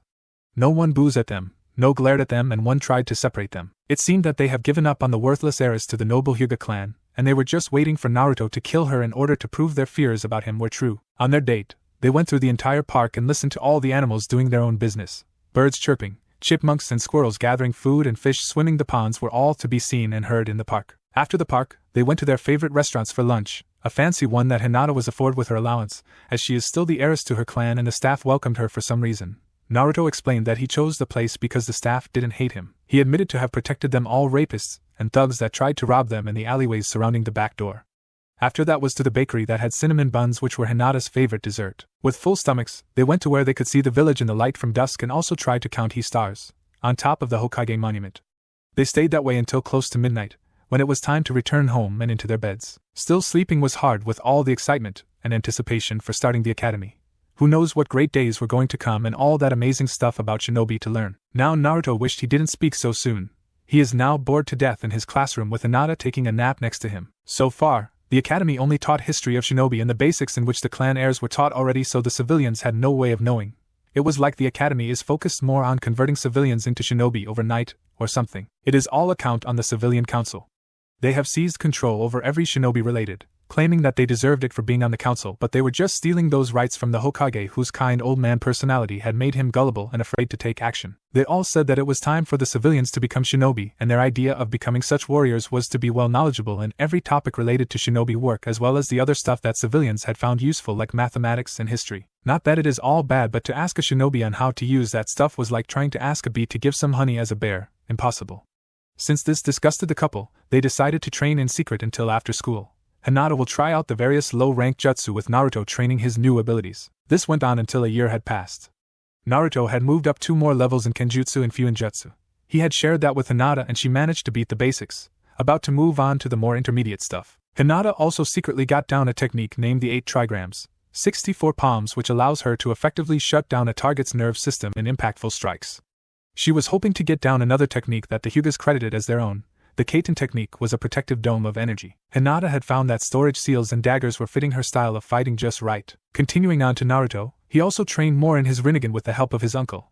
He almost was able to use all 6 paths, but pretty soon, he will have to train to use more than just one of them at a time. Meanwhile, Naruto had finally gotten healing jutsu done as well as his mother's chakra chains. In fact, Naruto had a good idea on how to use these chains for offense. It promised to be deadly and can take opponents by surprise, the only way to bring out the strongest in ninja techniques. Things looked good on the side and also guaranteed that the useless and boring academy days will be over. In its place will be the real shinobi times for real shinobi training. There was just one problem that is related to the academy. He threatened to make this wait terrible as well as making them feel worthless. Hey Dobe. Naruto looked from his lunch with Hinata to see the class emo and brooder with his fan club of blind loyal followers, Sasuke Uchiha. For the last time. It is either that you will surrender your techniques or I will have to take your little girlfriend. Sasuke was pampered by the village all the way to believing that he was blessed by God and anything he wanted was his right away. He even had the belief that everyone was alive because he allowed them to, and they just didn't thank him at all for it. Of course, Naruto and the other boys along with Hinata were better to believe that garbage, but instead all the girls in the class were heads over heels for Sasuke, all because they were told they would get all the wealth left to Sasuke by his recently deceased clan. And speaking of which, Sasuke just broods either at school or at home. He is thinking of ways to get strong enough to kill the one man who had massacred his entire family while leaving only him to live. Itachi Uchiha, who had been a prodigy and a captain of the elite force ANBU, and also Sasuke's older brother. It is lunchtime, emo team. Not fight time. Go and let your fans feed you like a king or something. No way for someone as important as you to be even near such commoners as us. Just imagine what the civilian council will do when they find out that Sasuke has been a bad boy. Naruto always get his laughs and kicks from humiliating and teasing Sasuke back every time that the Uchiha threatened to kill him or rape his girlfriend. Everyone laughed at how Sasuke went blood red and huffed before returning to his reserve table with all his fangirls following after him like ducklings. Hinata always hated Sasuke for all the times he tried to spread bad rumors about her boyfriend, tried to flirt with her, or even threatened with his power over her clan that he claimed to have, but she was better than all those fangirls enough to train harder so she can prove that she can be a good shinobi who will protect herself. As for why Sasuke looked at Hinata with lust once he started to mention her, once he gotten his eyes on her developing features and increasing confidence, Sasuke knew that Hinata was better than the girls who threw their slim and flat chests for him to use for a bed and blanket. Of course that meant for him that Hinata was the better catch to treasure, and that he was the only one to keep her. Sasuke won't let it go even after seeing that Naruto had gotten Hinata's heart first. To this day, he wanted to wedge Naruto's love for Hinata in order to get what he wanted, and so far that never worked, as Naruto will always come up with a loophole out of the threatening offers. Then finally came that day, when the Genin exam finals were about to happen, and that will mean for them that the children will be paired off in their teams based on guidelines that made no sense. Things such as pairing the Rookie of the Year with the best girl in the class dobe in order to encourage healthy rivalry that will bring out the best of them all, like with the potential trackers all on team while leaving none on the other teams, and like pairing the heirs to 3 clans that were also part of a legendary team altogether. Hinata wanted to be on a team with a heavy hitter that will be Naruto, a tracker that will be her and her Byakugan, and with a healer to back up the team. Dobe. You better wish that Hinata will be on my team, because if she doesn't I will make sure that your team will always fail. Leave it to the bully Uchiha to threaten Naruto at something that hasn't even happened yet. It was only proof of Sasuke's lust and how powerful it was. The couple just ignored him and left earlier before he could do anything else, and when Irika Yumino, the homeroom teacher, tried to stop them, Naruto said, "A ninja only waits for their prey and nothing else. We are only going to get some training done as well, Ken, or we will be unprepared. It is what a ninja will do, right?" That was enough to win over Irika, who was also disgusted about the academy as Naruto and Hinata were, but just didn't say a word about it for the sake of keeping his job. The other students followed in suit, as most of them were serious about being shinobi so much that they preferred to flow words that actually mean something in their career. Irika even finished class earlier, hoping to cause the remaining students see that too. Of course that was a chance as slim and thin as a piece of angel hair pasta, not very good chances to say the least. Sure enough, there were only some students who were prepared to pass. The others thought that they can rely on luck, or in the fangirls' case their loyalty to Sasuke will allow them to pass. The first one was a written test on all those lectures, and when Naruto got his, the voices in his head came to life. Be careful, Naruto. There is a clear genjutsu on that test. It seems that Mizuki is trying to make you see wrong choices and cannot read the questions right. Nagato pointed out, and Naruto smiled for seemingly no reason to the others. Naruto silently lifted the genjutsu on the test, which allowed him to pass it once he got the results back. It will seem that Mizuki's plan didn't work. And neither did it during the aiming test with Kunai and Shuriken, where Kushina noticed that Mizuki tried to sabotage Naruto's attempts by stringing the weapons with clear strings to cause them to miss. Naruto had cut them before anyone could notice them, and so he got a perfect score anyways. Now it was time to do the 3 main jutsu of the academy: the Henji no Jutsu, the Kawarimi no Jutsu, and the Bunshin no Jutsu. If they could pass it, they are out of the academy for good. Hinata, Sasuke, and the other heirs got it right, as well as a civilian girl named Sakura Haruno. Naruto and Hinata never trusted her for being so obnoxious and loud. But Naruto surprised everyone by using the Henji no Jutsu to turn into a complete and real-like replica of the Hokage, complete with pipe and smoke. The blonde used the Kawarimi no Jutsu to switch places with Mizuki while in mid-flight for some laughs that topped off with Naruto doing it again from Mizuki's chair, causing the teacher to crash into it. Finally, Naruto used the Bunshin no Jutsu to create 20 clones, as that is the least he could make with so much chakra for such a simple and low-level jutsu. Still, Mizuki wasn't done with Naruto, as when the couple was returning home after qualifying to be genin, he went up to them. "Congratulations, Naruto-kun. You really showed us, but your potential is to be wasted unless you take this test that only the best academy students can actually pull off." Mizuki acted friendly, but he still gave off this vibe of hatred and deceit for the couple to see clearly. Yet Naruto wanted to make something clear, and this test was to be the best way to do it under such short notice. Be careful, Sochi-kun. There is still a chance that you will be caught, and you can't bring Hinata-chan along because she could get caught instead. Naruto silently sighed at how protective his mother was all the way in his mind, and the worst part was that she was right about that. Fine, Mizuki. I will take it while Hinata-chan goes home. I must do this all by myself. Naruto answered, which made Mizuki nod. This is great. I can kill the brat first while Uchiha-sama gets to have his way with the little traitor of an heiress. Mizuki took Naruto along to say the objectives of the test in private, while Hinata went the long way home on Naruto's secret order. She trusted him to obey those commands since it had to be heard only by her. After an hour had passed, Naruto was found to be a forest outside the boundaries with an oversized scroll he was reading. He had another scroll nearby where he was fast-pacing while seemingly copying the notes from it. Then Naruto sensed some coming, and he was only able to copy 4 jutsu from the scroll into his own that he managed to hide in his jacket. It turned out to be Irika. There you are, Naruto-kun. I heard from Mizuki that you have stolen the sacred scroll of sealing from the Hokage Tower. Why did you do it? You already proved yourself worthy of becoming genin. Irika was disappointed that his student had done something like this.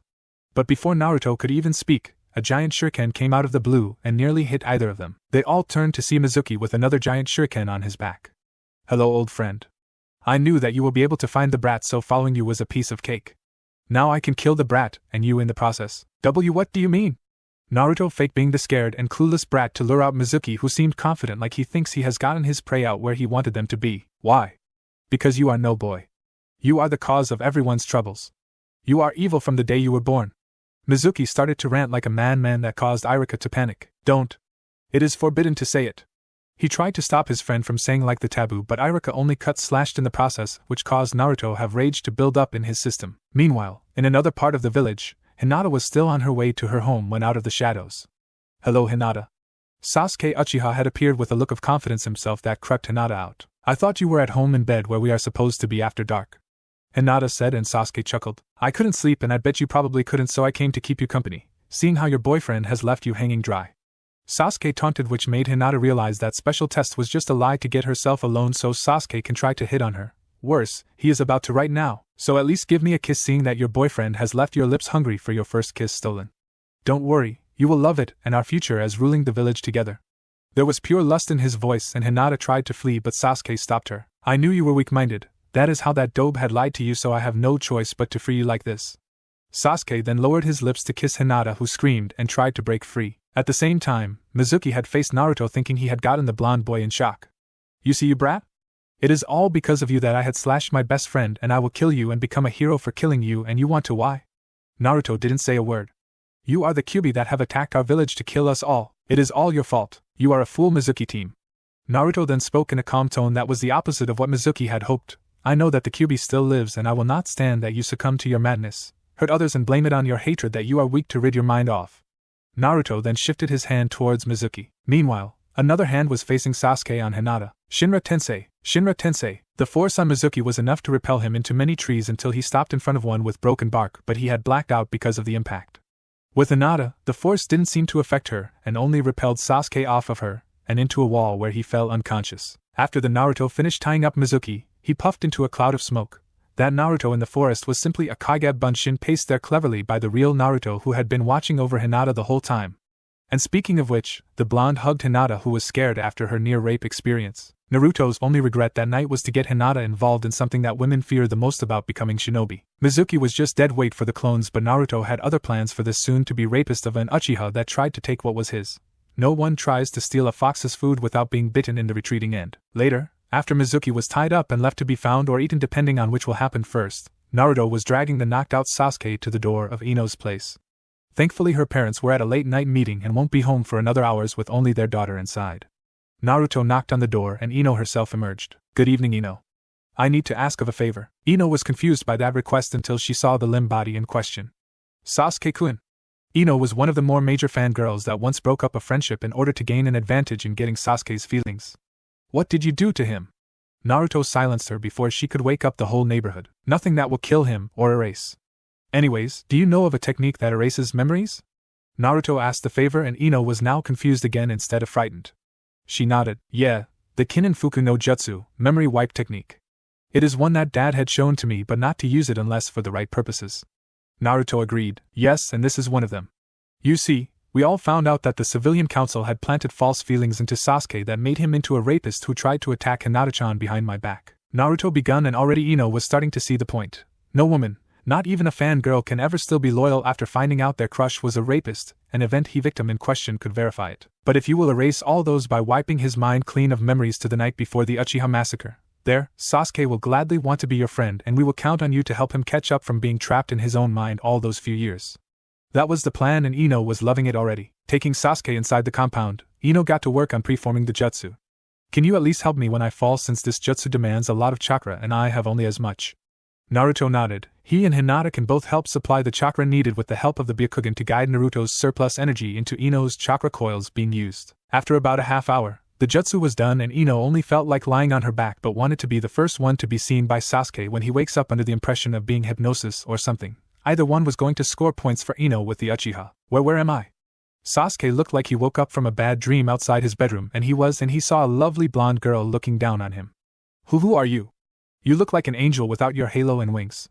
It was clear that Sasuke not only was reverted to the memories of his childhood but also his once friendly and childlike personality. My name is Ino Yamanaka. I am part of the mind-walking Yamanaka clan and my friends and I have freed you, Sasuke. Ino was a fangirl but she was still smart enough to pull an impressive acting job. Freed me? From what? Sasuke asked, not even noticing Naruto and Hinata next to him. Someone wanted your family but couldn't get what he wanted so he killed them and framed your older brother for it. He even tried to make you a bully who wanted to kill your remaining family. Ino gave a half-lie that worked as Sasuke began to cry like a child who saw his favorite stuffed doll being torn apart. Who was it that did this? And where is my brother now? Sasuke started to cling to Ino like a lifeline who blushed at the gesture but kept her composure somehow. We don't know because he left nothing left behind to tell who it was but the village had been looking for the time you have been controlled. He could even be in this village, hiding in the shadows as we speak.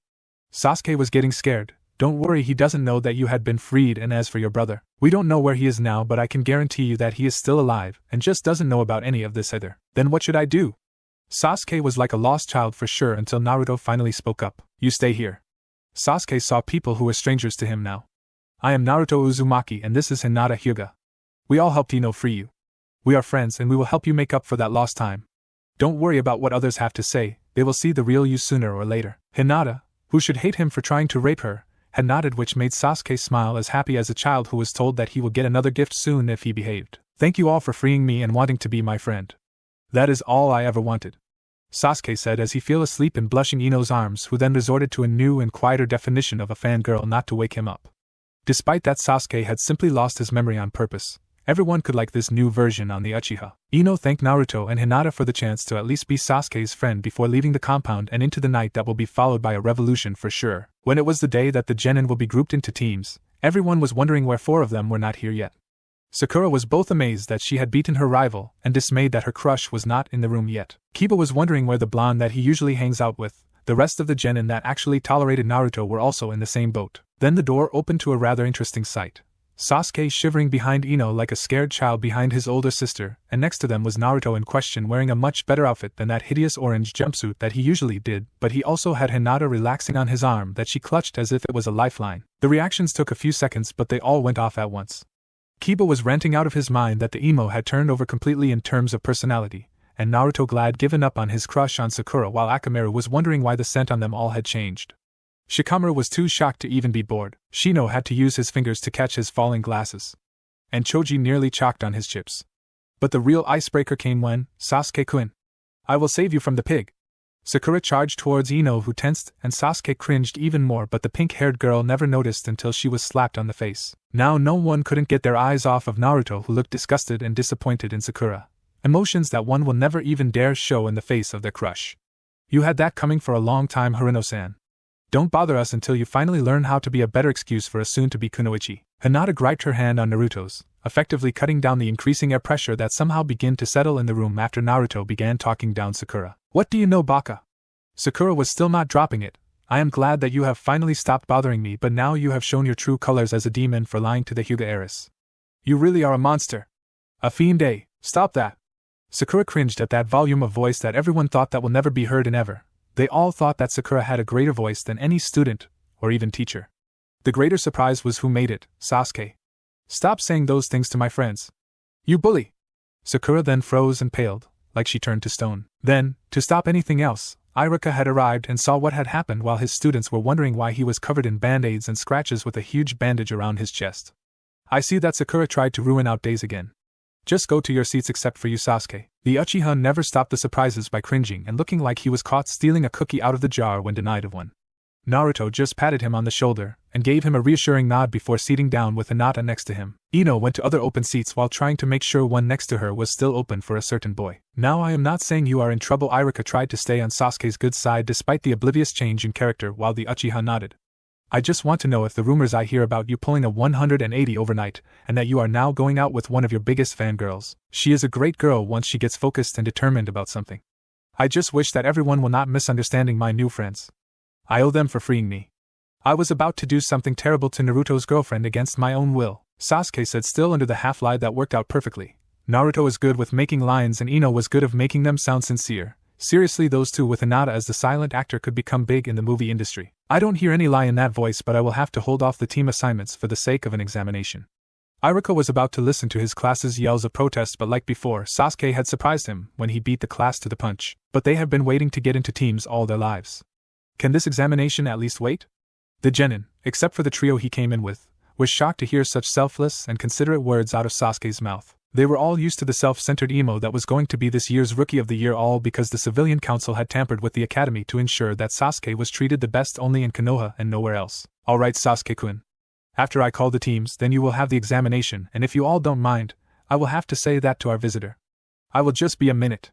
A minute was enough for Sasuke to walk past all his fangirls and sat next to Ino before leaning on her. I don't know how you did it, Ino Buta, but I will find out your secret and have Sasuke got out with a real girl like me.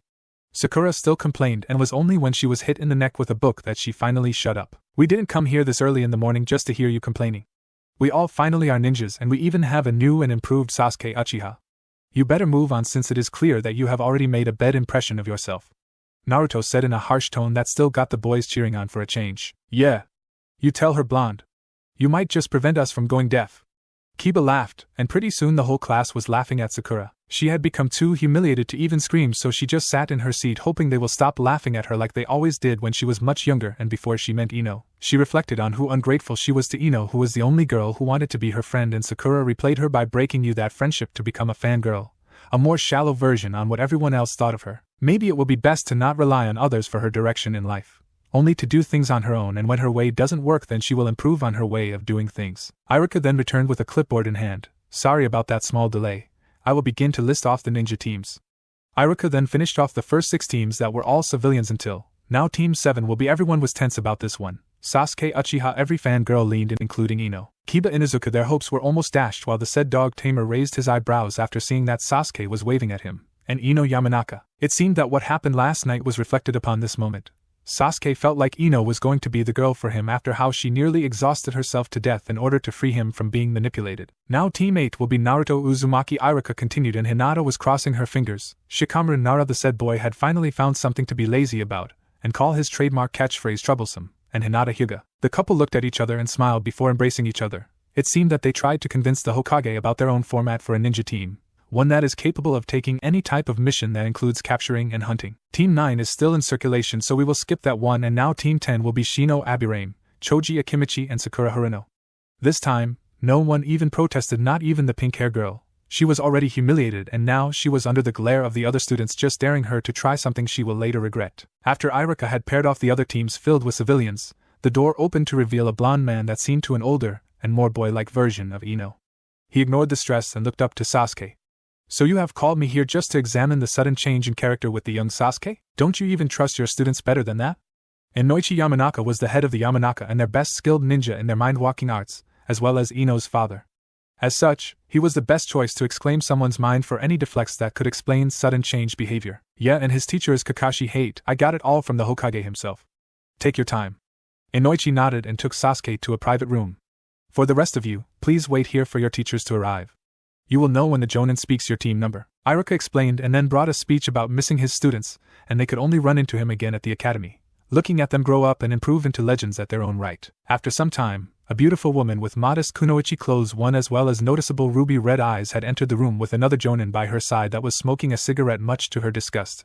He, on the other hand, had more refined shinobi clothes, like he was more pampered than the woman, but not to the extent of the old Sasuke. Team 8, please come with me. Team 10, you are with me.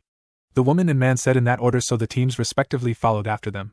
The other teams left, leaving Team 7 with Sasuke not present in the room. Meanwhile, In another empty room in the academy building, Sasuke was sitting on a chair with markings making a circle around his position, while Inoichi was shifting his hands in weird ways that Sasuke only saw his brother use. Now you are not in trouble or anything. I just want to verify your friend's stories since shinobi have twice the ways to lie than civilians. Sasuke nodded but was still worried. And if it doesn't, what is going to happen to my new friends? Will the civilian council really hurt them? Even your daughter? Inoichi noticed that Sasuke was already a different person because the Uchiha brat that he was used to will never speak in such a way. If they want to, then they will have to go through my dead body, but let's begin. Just relax because this jutsu is not harmful but only requires you to keep an open mind for me to do my job better. Think you can do that? Inoichi asked and Sasuke nodded before doing an impressive acting job of being a statue. The Yamanaka clan head took in a huge sigh before placing his hand on Sasuke's forehead and used the jutsu. This meeting will now come to order. The Hokage roared from his seat in the council room. On his left side sat the civilian council who supposedly handles the civilian affairs like building construction and trade between other villages, but lately they have been having power over more shinobi matters for no good reason. On the right side, the shinobi council were stationed and they were not happy that the civilians were stealing their power while the Hokage doesn't do a thing about it. What is it, Hokage-sama? We were about to see our children become shinobi before you pulled us in this stuffy room for nonsense. One of the civilian council members had the guts to insult the Hokage and complain about the meeting. Silence. The council members cringed to the sheer volume of that voice. I have a good reason for forming this meeting and you are the basis of it. Hiruzen Sarutobi, of the now almost extinct Sarutobi clan of staff mastery and skill in the fire manipulation, was not happy with his inconsiderate and rash council members think that they ruled the village. To start things off, you all of the civilian council are fired. You will not be able to control anything in the village, and if you try to stage a revolution then I will not let my ANBU hold back on you. What? We are helping the village. You can't fire us. I said silence. The Hokage quelled the shouts of protesting and foolish civilians. You say that I can't fire you? I rule this village. I am the law because I am the Hokage. You will follow my every word. When I say jump, ask how high. When I say run, ask how far.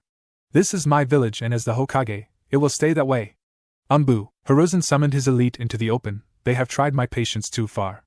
Kill them. Don't. We're sorry. Don't kill us. In the end, the civilians were nothing but greedy cowards like they all acted until they lost their heads to the silent and harsh coldness of the swords that behead them. The shinobi council members, who had seen plenty of blood before today, were glad this is happening while 3 more council members were not. They were the advisors of the Hokage who demanded they could make their own orders as to Naruto's life, Hamura Midokado, Koharu Yuditane and Danzo Shimura. Hiruzen, you have gone senile for sure. Danzo always used the leverage of being the Hokage's most trusted friend from the war they all fought in order to get what he wanted. That is Hokage-sama to you wrinkled old bags. I don't care what I owe you from the war or when we were teams. You were the ones who went too far with young Sasuke-kun. I have got valuable proof that you tried to make him an avenger by filling his head with nonsense about his clan. He could have completed treason once he gotten too powerful with his unstable mind, all thanks to you. Hiruzen was not taking any of this garbage from liars and senile greedy ones That is all just rumors that the demon brat had come up with to make Sasuke-kun look bad. It is all just lies. The civilian council tried to cover up these charges by showing their hatred for Naruto. And speaking of whom, Hiruzen just smirked and summoned him to appear along with Sasuke. Hear that, Sasuke-kun? They all say that your words are nothing but lies. Naruto said, and the boy nodded before setting his eyes on the advisors. That's them. They are the ones I last saw before I was crowded by them. Sasuke cried out like a person who searched for something all his life had finally found it. The civilian council was shocked that their prized boy will actually vote against them. It was all possible for Sasuke to get so bold because of his session with Inoichi after being picked up from meeting his teacher. Flashback begins. When Inoichi entered Sasuke's mind, it was like a massive hallway filled with doors that had blue bars on most of them. Above are kanji for each year of Sasuke's life, which meant the bars are the memories of those years. Maybe for each month, as each door had 12 bar slots that can be filled with memories. Inoichi was showing himself around until he came across 4 doors that have the kanji for 10th, 11th, 12th, and 13th. Each of the doors had no glowing bars. But Inoichi had to see what it meant for himself. All he ever found with the doors was nothing. Just darkness with nothing in it. Not even voices were to be heard. And yet what Inoichi instead was around the doors. There was glowing blue dust around the hinges and doorway. To a shinobi like Inoichi, it was proof that there was jutsu used, but it was impossible to be sure who did it as every chakra signature is pretty much the same to the untrained eye. The last memory before all this nothingness was of Sasuke walking around late at night until he came across the advisors and Danzo. Inoichi recognized perfectly. They were telling Sasuke that his brother had killed his family, but before they could let him go, the memory ended. After that, Inoichi had found that the first memory after the gap of nothingness was waking up to his daughter looking down on him. So the verdict was clear.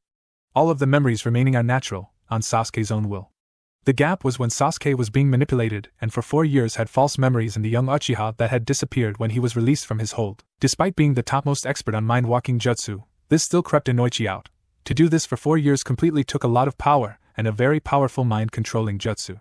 Even for a jutsu that can stay up powered by the target's chakra still was tough and complicated in order to prepare. Flashback ends. And based on Inoichi's word, I have to demand that you will explain this to both me and Sasuke's new friends as they already provided a better future for us. One that you threatened to send us into ruin. What do you have to say for yourself? They didn't say a word, just fumed that their plans were foiled by the one they hated the most. In their feeble and frail minds, it was all Naruto's fault, and none of theirs despite the fact that they were the ones who gave Naruto enough reasons to do this to them. You were too soft to be Hokage. You didn't have the power to see the destruction of the village at the hands of the demon brat like we can. We should have been Hokage. We should have the rulers of this village. To keep it the top of the others with the most powerful demon under our thumbs. Koharu went into a frenzy while Hamura was trying to stop her from revealing too much. You all have dragged our teacher's beliefs in the mud with your old age and lied to the new generations as the genuine article. You are nothing but lying old bags and now you will face your end. Anbu kill them, Hiruzen shouted, and the elite shinobi had slayed the advisors as well, spilling more blood on the walls like what they have doing all their lives with innocent people just to gain what they always wanted that can never happen if they just tell the truth. Meanwhile, Danzo was furious that everything was crumbling all around him. Root! Another legion of shinobi that had headbands with the name for their own elite shinobi. The Hokage had gone mad and it is time to replace him. Kill him. But the root shinobi never moved from their spot. I said kill him. Sorry Danzo. You were too late. Naruto finally spoke after sending Sasuke away after seeing too much blood for one day. You were too slow and too careless. We managed to see that there was more shinobi in the records than what others have told us. We had to do some underground investigations and you will know what we had found. Danzo was now as pale as a ghost can ever be and Hiruzen smirked in a taunting manner as well as Naruto. That is why I will not shed tears for you, my fallen old friend. Hiruzen said, and Danzo knew that he was doomed, so he went mad too. He shed off his binding that covered a seemingly injured arm to reveal that it was artificially made and laced with eyeballs that were all red with strange irises. It is all your fault, demon brat, and I will see that you will die if it meant everything will be destroyed. Arg. Danzo thought that his experience will aid him as well as his arrogant nature, but he was wrong. Naruto proved to be younger and swifter to snatch all those eyes from the arm and from under an eye patch. I am not a grave robber like you Danzo team or lean on power that I had to steal in order to get it. You are a real fiend and you will not have any more mercy for all the people you have forced to suffer from your paranoia and greed. Naruto retorted as he gently sealed away the eyeballs into a storage scroll while the ANBU held the old man down. Naruto then left the room while the adults do their own stuff that the blonde preferred not to witness because it was almost lunch. He found Sasuke where he left him, sitting behind the door scared from hearing all those screams from inside. Is it over, Naruto? The blonde relaxed his eyebrows as he faced the poor Uchiha. Yes it is. The bad man who caused this whole mess is gone. Sasuke then looked up like a kid who was to know what his next toy will be. Is my brother going to come back? Naruto signed in a way that wasn't good for Sasuke. Your brother had to suffer a lot because of the village, and it will be harder to forgive them since he was degreed as a traitor and ran out. Even if you explained everything to Itachi, it won't change his mind. Naruto explained. Well, can't Ino-chan help him with that? Sasuke adored Ino for everything and even managed to become her boyfriend. Now he believes that she can help anyone. Cute when a child says that, but not as a mature adult. No, I am afraid. The damage is too much for Itachi. He is doomed. All he wants is for everyone to forget about him, to at least die peacefully without leaving everyone tainting his grave. Naruto said while hugging Sasuke, who was disappointed and sad that his own brother can never be with him again. Hopefully he will take in the real truth when he learns it, and understand why his memory was erased for all this to happen. A few months later, please can we get a better mission? Team 8 came in after finally capturing the runaway cat named Tora and returning her to Lady Sure Jimmy. Naruto of course managed to spare anyone else of the agonies by convincing the fire daimyo's wife of better ways to treat their pet cat. Tora then jumped onto Naruto's shoulder and licked at his cheek before cuddling in her owner's hands. Yet we have been doing over 200 of these chores. You said that we can get AC rank after that. Hinata said in Naruto's defense despite he was the one complaining. Hiruzen was about to answer when Team 7 entered with the same thing on mind. During the 4 months of D-rank missions, Kiba actually not tolerated the new Sasuke who had been dating Ino the whole time, the same as with Naruto and Hinata. But they were hoping to get something more exciting than painting fences and weeding fields. Fine. The Hokage ignored Iruka trying to make them change their minds and instead called in the next client who paid for AC rank escort mission. When he arrived, the client wasn't anything impressive. He was like a grandpa with heavy clothes and stank of alcohol. I paid for ninjas. Not kids. They are way too young for being ninjas. He spoke in an insulting gruff tone with breath that was filled with the scent of drank alcohol, proving that he is a heavy drinker for sure, and you are too old to be a bridge builder. Not with all those tools and blueprints are too much for your senile and frail mind. Normally Naruto was be hushed up for being so rude, but like they say, one rough turn deserves another. The client then retorted in a contradictory way, age never matters. Yes, it doesn't. Naruto smiled and the client moaned in frustration and didn't say another word. So where should we escort you to, Grandpa? To my home in Wave Country. It is on the border between this country and Water Country. And my name is Tazuna. With that in mind, both teams went to their homes in order to prepare for any bandits that can target him on the way for kicks. After leaving, there was a slight obstacle on the way. There were missing nin or rogue ninjas that have fled their villages to live as vigilances with a price on their heads. In this case, there were two and tried to disguise themselves as puddles on the ground. Yet that didn't work since it hadn't rained long enough for an actual puddle to remain on the ground without vaporizing and that there wasn't any water nearby. When the group had fully passed it, the two missing nin in question had emerged from their hiding places to attack Kakashi and Kurenai in order to cut down the threat levels. They just underestimated the genin's strength and they were turned in with teamwork.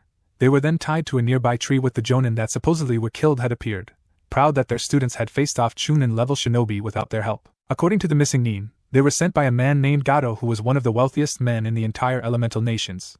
It turned out that this mission was actually A rank with all the dangers, but Tazuna couldn't afford that high-level mission. It took Naruto and Hinata in order to convince the others in order to keep doing the mission because they rather die true to their word than flee after breaking their word. After a silent boat ride to the other side of a large lake, there was this sound of whirling air faintly from behind.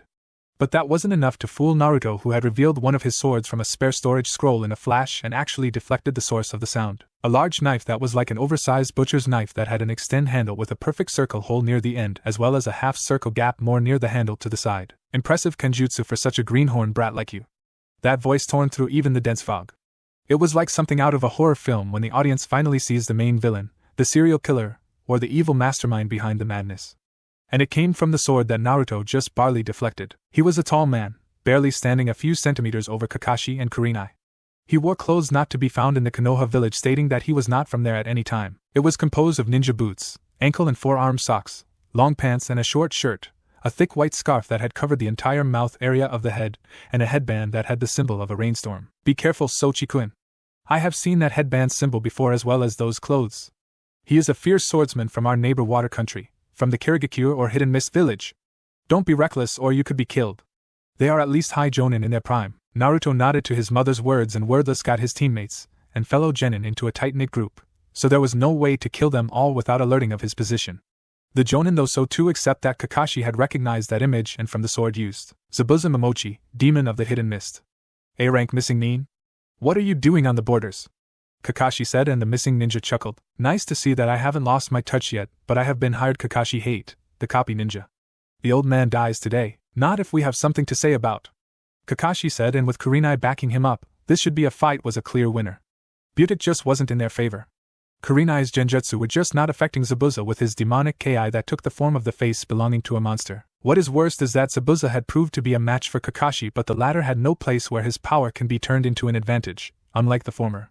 The next thing anyone knew, both jonin were trapped in a suiton, water release, that Zabuza named Suiro no Jutsu, water prison technique. The Suiro no Jutsu basically traps the target in an orb of heavy water.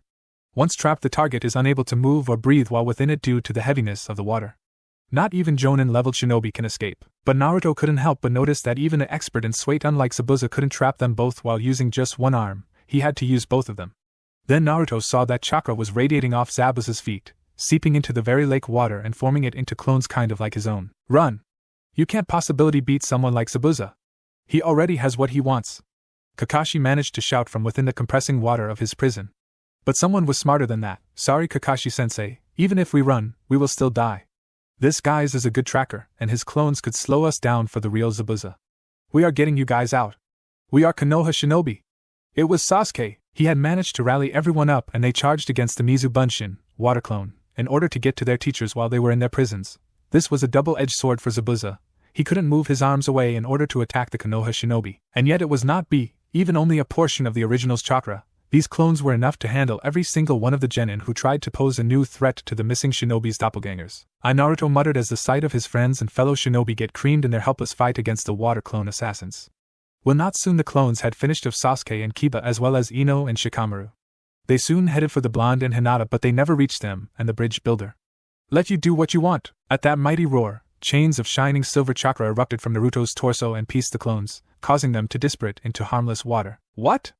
Zabuza was shocked. He had only heard of such an ability with chakra that even the third Mizukage or the professor couldn't do even with their unbelievable control over their chakra reserves. There was only one person that Zabuza knows from hearing about her, Kushina Uzumaki. It was stated that with her mighty chains, she can hold down any wild beast and attack many enemies. Just who is this brat? Naruto-kun Hinata said while under the protection of her boyfriend's power.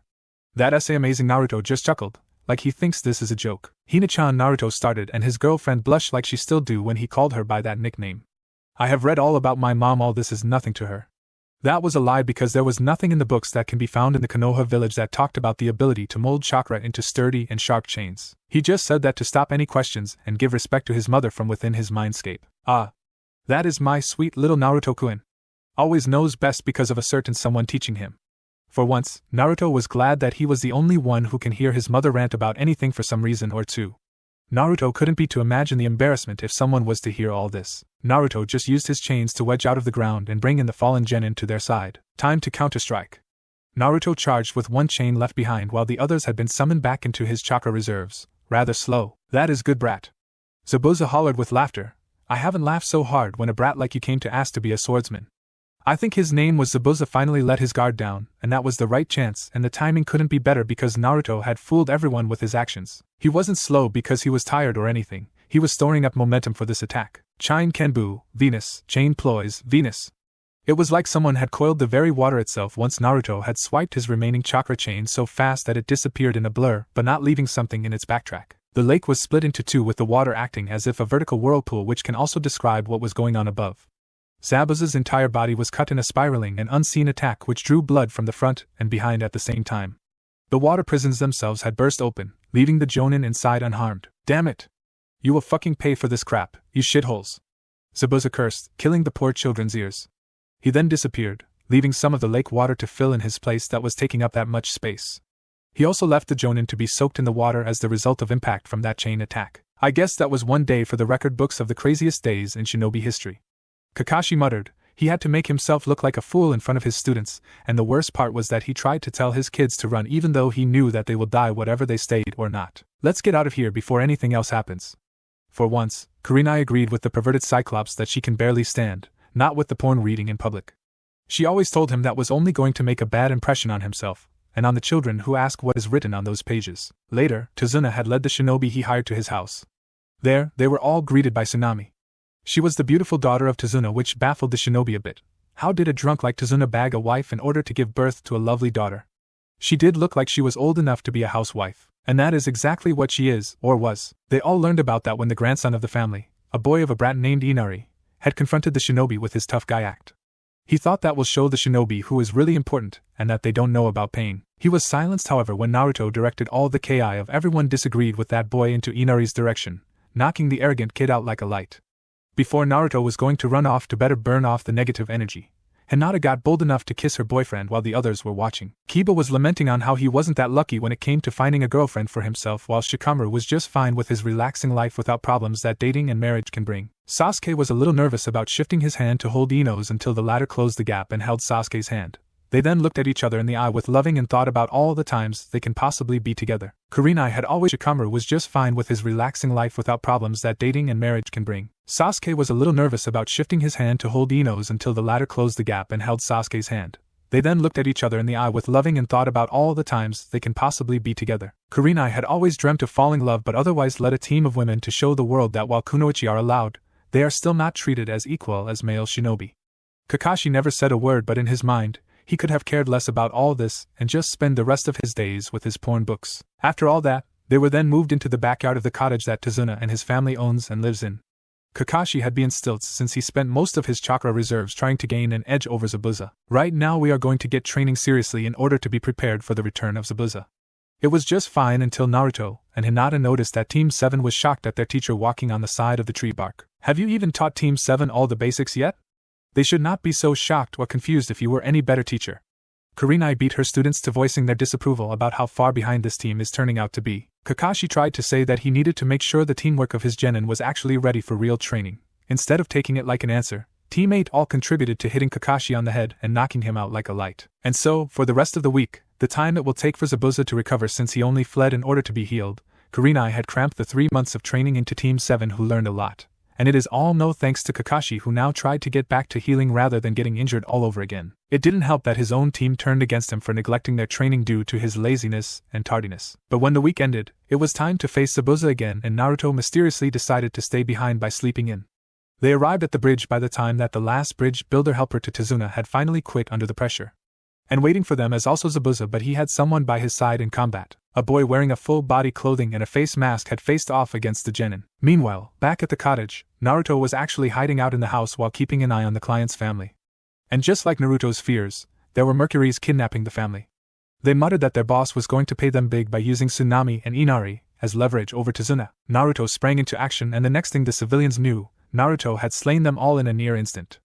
Inari apologized to Naruto for his behavior, but Naruto just patted him on the head, saying that heroes forgive as easy as they forget, and Inari yelling at the blonde was something to forget. Tsunami was just glad that her son is okay and asked of Naruto to protect her father at the bridge. Naruto then nodded and left the house and holding down the fort to them, but when he got to the unfinished bridge, he was in for a nasty surprise. Sasuke Uchiha, formerly the neighborhood emo and current Mariah of Konoha, was on his last legs. He and the other genin tried to face off this accomplice of Zabuza's, but it was futile. This masked boy was like High Chunin, as Zabuza was High Jonin level in terms of chakra reserves and skills with it. This guy used ice that was sturdy enough to withstand even Sasuke's newly stronger Gokaki no Jutsu, great fireball technique. What is worse, Sasuke didn't have anything left to do against this foe who had left everyone else of his team and Team 8 lying on the ground unharmed but out of action. Sasuke still feels something stirring inside of his mind. It is just that no matter how many times he tries to make this out, Sasuke had no idea what is. Is this the best that the hope of the Uchiha clan? I admit that you have finally got the appearance right, but you need to pick someone else to be your bride. All these girls are deadweight and worthless as much as they were ugly. That accomplice said while surrounding Sasuke with mirrors filled with his reflections that started to laugh. As they laughed at Sasuke, rage emerged from within. Shut up, Sasuke muttered, but it didn't stop the masked man from continuing to laugh at his failures, so he tried louder and louder. Shut up. Sasuke let a fierce roar that had set off a burst of chakra that was enough to shake the mirrors but couldn't break them. I wouldn't lose to someone like you. I hate you. One might think that Sasuke is berserk, but instead Sasuke was well in command of his actions. It is just that he somehow was able to see just which mirror had the real masked boy or where the needles that this boy loves as a weapon is going to land next. Then the mirrors started to crack, like they were under great pressure, and after only a few seconds, they shattered. Sasuke was in shock. He sure couldn't do that, and if he did, then who? Good job, Sasuke. I have already brought the orders to safety. They will be fine. Sasuke to see Naruto on the bridge with rage that he was struggling to maintain clearly written all over his face. Now protect them while I clean up this mess. Now! Naruto yelled with no space for any argument or back-talking. Sasuke hurried to his feet and raced to where his fellow genin in order to stay out of Naruto's way. But before Sasuke could even get a meter away and before Naruto could say a word to this masked boy, an arrow had rocketed through the air and pierced the boy in the chest, killing him within seconds. Sasuke was initially in shock to see blood for the first time, even the one of the enemy. But he was able to get out of his stupor and hurry to his comrades for real this time. Meanwhile, Naruto was seeing everything, and like at the cottage, his fears were becoming reality. Gato, the tyrant that was drying wave dry of their money and freedom, had plans to finish of Tazuna and Zabuza to cover his dirty tracks of hiring a missing nin. All this was not happening until the real kicker came when Gato had to point out the kunoichi on the bridge and asked of his army of Mercuries to bring them to him. He was going to rape Kurenai, Ino and Hinata for his own amusement. Naruto could no longer ignore Gato or any of his laughing hired hands any longer, and neither did the voices in his head. Kill them, Naruto-kun. There is no trace of humility left in them. They can't be called humans anymore. Karen was the first to yell in Naruto's mind that was leaking with killer intent by the very second. They have done the unforgivable, Naruto-kun. Slay them and rid the world of their scum. Mito was the second, seeing clearly as Karen that their souls were completely tainted. It was like looking at the smelliest and ugliest trash dump site and not be able to look away. This is what I have to experience, and they had the nerve to take advantage of my friends. See to it that it doesn't happen this time, Naruto-kun. Nagato was losing his own temper as he went through memories of him and Konan forced to watch their friend die in exchange for her life, but instead they were to be killed by all of the witnesses. Don't you dare hold back this time, Sochi. I will never let you sleep at night if you do. Release it and send the judgment on those who threatened your friends and comrades. Kushina was the last, and she had finally set the boiler onto its highest setting, causing the kettle to blow like so. Damn you, Gato! Naruto roared in a demonic voice that flooded the very air with a presence that was weighting down the enemies and lifting the atmosphere for his allies. I will crush you! Naruto shouted, and with the palm of his hand pointed at the tyrant's head, the blonde clinched it, causing Gato's head to explode. Initially, the Mercuries were scared of Naruto because of what happened to their boss, who laughed at the scary blonde. But at that moment, The hired hands realized something that quelled their fear and instead filled them to the brim with anger. Hey, that kid killed our meal ticket! Who is going to give us our paycheck? Let's kill him instead. Cheers of the agreeing Mercuries were heard and they charged at the small group of shinobi who initially braced for battle, but then Hinata was pushed back into Kurenai gently by some unseen force that resembled the same one from before. Keep them safe, okay, Kurenai-sensei, Kakashi-san? I will take care of them, Naruto said in a stern tone that left no room for argument. No one was able to when the blonde clapped his hands and summoned a pair of swords. Let's play rough, shall we? Naruto muttered before he took off at speeds that sent the remaining genin off their feet and land on their teachers while the bridge builder was flying off the ground and a ways behind the shinobi. What happened next was something no different than a bloodbath. Every single one of the Mercuries were either slashed, hacked, sliced or diced. The worst part for them is that when one of them got a lucky shot at Naruto, their attacks were repelled from something that protected Naruto, even from the blood out of their bodies that went like chicken cubes. After nearly a half hour, all of the Mercuries who tried to kill the shinobi from Konoha were in a body pile, with Naruto standing on the top. Only his swords had blood on them while his body or clothes were completely clean. Naruto then started back and saw that his witnesses were for a loss of words, so he descended down the pile of dead bodies, using any head sticking out as a footstool. That is the full extent of my power, Kurenai-sensei, Kakashi-san. And I will never live to use this to become the village's weapon in a war. I will just protect my friends from those who want to do harm. And I will know who will and who won't. Don't dare question my drive from here and now on. With all that said, Naruto took out a he ripped from one of the victims of his swords in order to wipe the blood off of them. From that moment and forever, the two Jonin had found themselves to fear Naruto. He had taken out an entire army with only a little short of breath. Even Kage-level shinobi find it hard to use their powers to take out even a large squadron without running out on empty. The only ones that didn't feel afraid or intimidated was Hinata, Sasuke and surprising Ino. Maybe it was the latter two because they own Naruto too much to be afraid of him. Anyway, altogether, the world will be whether ready and waiting or not be ready. After the incident on the Wave Bridge, the entire population of Wave came in order to finally stand up to the tyrant for all those years of fear and submission. After hearing that Gato is dead either way, they cheered for their new hero who had, in one single week, had did what they were afraid to do in years. There was even rumors through the village for the next week as the workers who fled apologized for their cowardly behavior and wanted to work under Tazuna, who never backed down no matter the odds. For someone of his old age, it was admirable and nothing to sneeze at. The bridge builder then cried to hear that it took a blonde brat with fox whisker marks to pull all of this off. So it took that long to get the supplies and finally complete the bridge that will connect Wave Country to the rest of the mainland. With it, the economy will recover quickly and they will thrive again. It was a pity that Naruto or any of the Konoha shinobi can stay longer. They are still needed at the village. But will you come back to visit us? Inari was the one who tried to fix up his mistake by treating Naruto like an arrogant man who only wanted their money instead of granting them their freedom. He was wrong on every account, and was even given some more confidence to flush out the tough guy attitude that was not helping as much as Inari had hoped it would. Sure, Inari, and I will love to hear back on how much you have learned from your old man. You have your family's blood in your veins, so make them proud and be someone bigger than any carpenter that ever lived in your family, Inari. Naruto surprised everyone and especially the woman with his hidden talent for always knowing what to say to children. No sarcasm there. Okay, big brother. I will. Naruto laughed that somehow made Inari laugh along too. It was so sweet to see two brothers interact like this. It made Tazuna and Tsunami cry to see their son finally laugh about anything since his father died and Gato took over Wave Country. This boy is a good son for sure. Goodbye, big brothers, big sisters. I hope to see you all again. Inari gave his farewell along with the rest of the villagers that he managed to rile up a week ago. He just never saw that only a select few of them were actually happy. The others were just thinking about fleeing all this and going back to where they will rather be than with a village who won't leave them alone for the entire 2 weeks they spent in Wave Country. I am sure that we will, and we owe you a favor that I am sure that will come in handy in the future. Still, tomorrow is like fate, fickle and unpredictable. Even more than I can ever be, so I am hoping that I will actually see your faces again. Naruto said in his head while being disconnected from his mindscape for the whole time. He didn't want any feedback to his muttering. I wonder what sensei would want to tell all of us, enough to cancel our training for today. Naruto said while he was sitting on the side of the bridge along with Hinata relaxing in his arms. Meanwhile, the rest of their team and the entire Team 7 were also there trying to wait for their teachers to arrive. I mean, we did get busy with yet another 200 D ranks and a couple more C rank missions. Everyone could just nod. It was true though.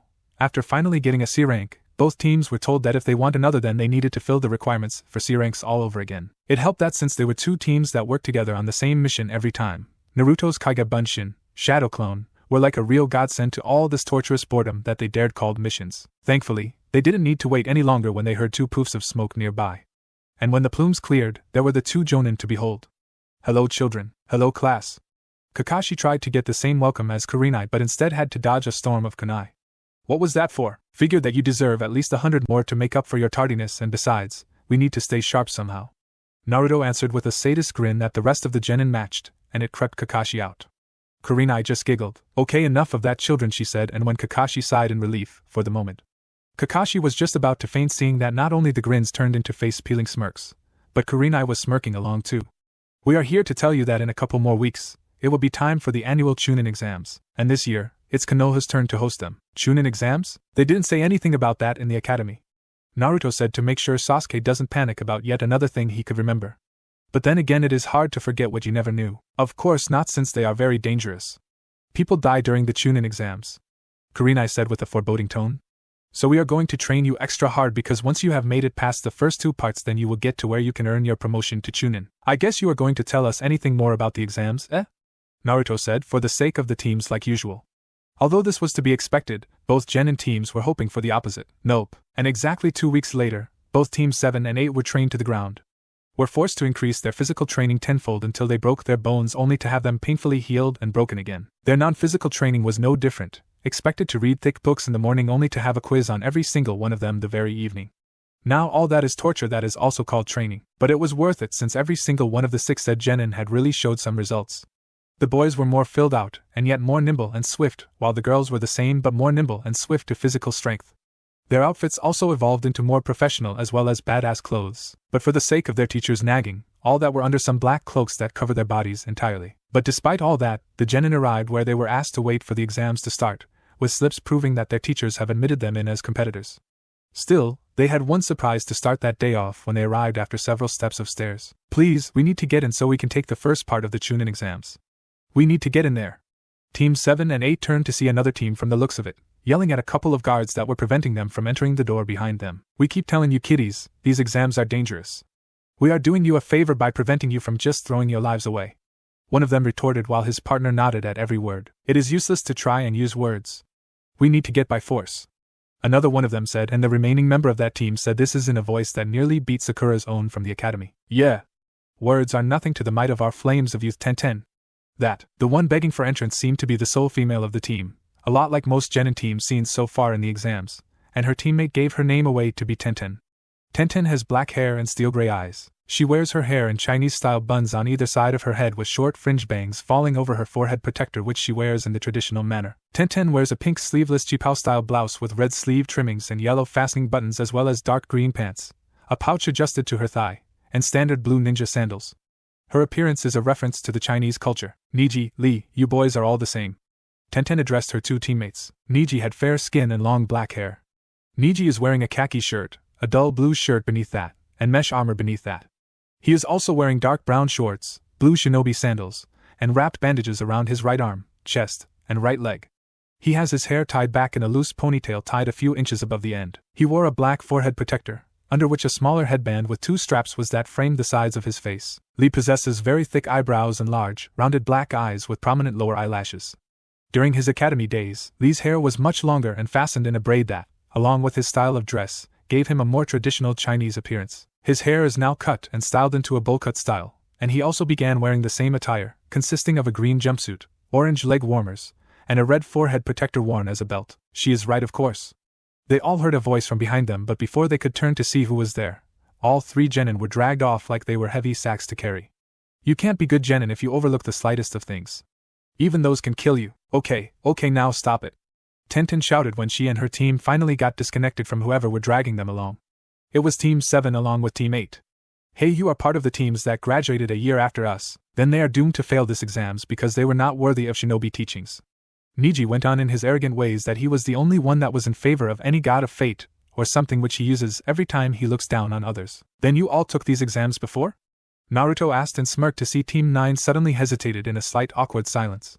If you don't, then you have no way of knowing who is going to fail, and thus you have no right to insult us hard workers who went to ground for this very day. We had 100 more questions for you, because you 3 are our seniors. But now Naruto left that last sentence hanging as he and his friends started to give them the cold shoulder. Hey! Tenten glared at her teammates for giving them bad first impression, and tried to call out for Team 8 and 7, but they just won't stop. We're sorry, okay? That didn't even make them slow down. We're sorry! Truly, Tenten started to get a little desperate, and when she realized that her efforts to make up for her teammates' rudeness had made her team look even worse. Do what you want if it will make you shut up. We are trying to get to the room we are supposed to be for the exams to start, Naruto said, and his team nodded in agreement. Tenten just sighed from her spot and after a short while, started to walk in the same direction, while her teammates call out for her to stop, but this time, it was Tenten giving the cold shoulder. When they got to the supposed room, they found that they were among the first to arrive. And those teams had uniforms that are nothing to be found in Konoha, and even their headbands had different symbols. Symbols of a mist, a rock, a sand dune, and a cloud, to name a few. Of course, there were no hellos or good days in the room, since these exams are not about making new friends but to last until the promotion to Chunin is as good as theirs. Hey! Teams 8 and 7 sighed once again to hear a familiar voice that they adjusted to just moments earlier that day. I am sorry for my team. They all think that a year of training in advance will secure their promotion. Our teacher has been trying to prove them wrong. What your team does is none of our business, Tenten-san. Naruto cut her off with a glare. All you need to worry is what we are doing right now, trying not to get off the wrong side of anyone here. They can pretty much kill us when the time comes and when they personally have a good enough reason to waste their time on our necks. Naruto then turned to all the stares and glances towards the two teams and Sol Kunoichi. Is that right, everyone? Are we so pathetic that it is a waste of time to even look at us? Tenten was surprised to see that every other genin looked at each other, and then nodded and voiced all sorts of agreements. Such as that's right, they really are a waste of time, and we were just thinking that. Then all of them started to ignore teams 8 and 7 as well as Tenten. Before she could respond to this, Naruto cut her off again. Be sure to thank us because we had given you all the safety this exams can actually provide. Now no one will ever try to go after you without a good reason. If they do otherwise, feel free to kill them if you can. Naruto then left this standing and Tenten fuming but had no words to retort with. He's right. Now I am as about safe in this exams as possible, and I will show him that I am not as pathetic as everyone thinks I am. I will show them all. Tenten's little moment was about to be ruined when her teammates had finally caught up by. Give those back. They're mine. Team 9 turned to see Naruto with another genin, it looks like. What stood out the most about this genin is a pair of black-rimmed circular glasses, a classic for nerds and yet scheming masterminds in the works too. Other than that, he has onyx eyes and ash-gray hair, which is normally kept in a ponytail that extends to his upper back, with his bangs framing either side of his forehead. He wore a dark purple shirt with a high collar, a white undershirt, and dark purple fingerless gloves with armored plates on the back of the hand. He also wore a white cloth waistband worn at an angle, dark purple pants, blue sandals, and a shuriken holster on his right leg. He is also wearing a blue Kanahigaku forehead protector which said who he was competing for in this exams. What is the big deal? I happen to like playing with cards and I wanted to see them up close, Naruto said defiantly, trying to read the cards while keeping this genin from snatching them back. After an amusing show, Naruto got a little frustrated. Hinata-chan, he said, and the curious genin fell to the floor with a limp. Now he looked no different than a discarded puppet. Now then, Naruto said, flipping the cards, one by one until he stacked them neatly before each one soared out of Naruto's palm. Every single one of these cards suddenly found themselves in the hands of every single genin in the room, including the ones outside. Even the team that just came in got a card into their hand. What is this, and why is my face on it? Meanwhile, Naruto had one card left in the palm of his hand but also had another between the pointer and middle finger. If you think that selling us out for money is going to get your promotion, then you shouldn't have set shop with me in town. What are you talking about? I said those were mine. The genin shouted until he paled when Naruto read the card that he had between his fingers. So you are Kabuto Yakushi. Oh, a rich history for sure and very interesting, won't you agree? Naruto said, facing seemingly no one in particular until a poof of smoke appeared on the spot, more violently than the ones that Kakashi or Kurenai ever made. Very good instincts, kid. But let's see how far you can get with those gut feelings, maggot, said a large, imposing figure with a rugged head and face covered with old wounds and scars. His head was covered for some reason since some of the scars were hidden under his cap. Ibiki Marino, the mind sadist of Konoha and the head of the Konoha torture and interrogation force. So you are going to start the exams? Naruto said, and was smirked to see a curious look on Ibiki's face while Kabuto's got one that was paler than chalk. Hinata was just holding on to Naruto since all this is a little overwhelming. Where did you get all that? I didn't think you will be reading my profile, or Ibiki said in a smooth tone until he had a card shoved into his face. Reading it, Ibiki's expression turned dark. Never mind, kid, someone is going to get it big and get it really nasty for putting all my personal info on some stupid trading card. Don't forget the other cards, tell him, everyone. Are those cards lying about you or what? Naruto asked the crowd, and like the Arjik before, they all said the same thing, that the cards which soared into their hands had every piece of info correct about them. Ibiki just sighed. Fine, brat, fine. I will see to this after the first part, and if I don't get all the cards from every single one of your maggots, then you automatically fail the entire exams. You will also automatically fail the entire exams if you are not in the room within a minute, Ibiki said before he shouted to all the genin who hurried into the twin doors they were standing in front of. Naruto then gave his card to start things off while Hinata, Shino, Sasuke, Ino, and Choji did the same to follow Naruto's example. Thanks a lot, brat, and now I have something to remind me of the extra work you gave me. Now move it! Both teams hurried inside as well while Ibiki followed behind to make sure no one will make a run for it. Inside was a room a lot like the academy classrooms in the academy, but had only chairs and desks along with more adults that had the Konoha-style uniform and vest on, facing away from all the windows. Meanwhile, Ibiki took spot in front of it all, like an academy teacher. Much better, and now I have just one thing to say to you all maggots. Everyone tensed, which only satisfied Ibiki even more.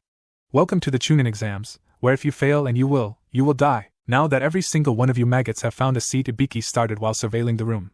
We will get started on the first part of the exam, the written exam. What do we do? One unlucky and foolish genin said. Did I give you permission to speak? Ibiki yelled, and that same genin shook his head negatively. Thought so. If you are that impatient, then you should leave, but if you do, then the rest of your team has to go too. That is one of the rules to this written exam. No one said another word, so Ibiki continued. Good.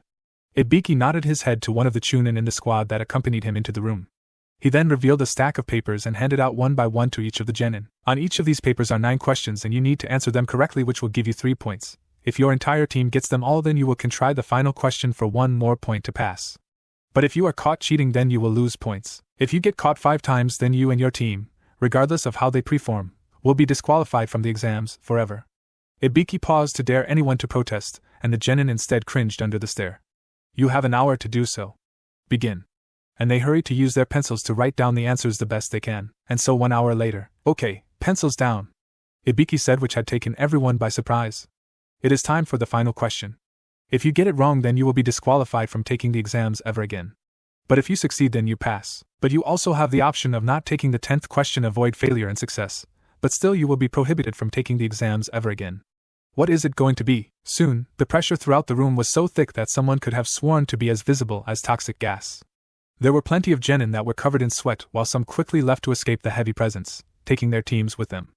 Ibiki smirked that he actually got some cowards and quitters out the door. Now he had the remainders left to break. So what is going to be for the rest of you? There is still that chance to avoid failure, and once you do, then you will live out a safe life rather than always be in danger. Ibiki said, but noticed that no one was actually looking at him but Naruto, who seemed to be in deep thought. Are you having a moment in my classroom? And with someone that has your fate in my hands like me, maggot? Naruto then looked with an absent-minded looking face. Sorry, did you say something?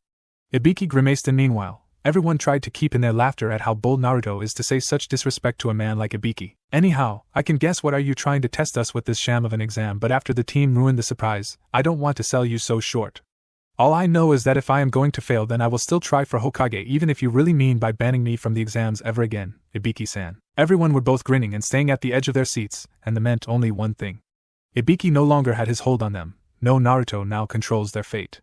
They wanted to see what will happen now. Naruto had back-talked Ibiki, but they never counted on this. Alright, you maggots, there is no going back now, so you all. Ibiki paused for drama until, pass. That written exam was one for the record books for being the scariest one that had an anticlimactic ending.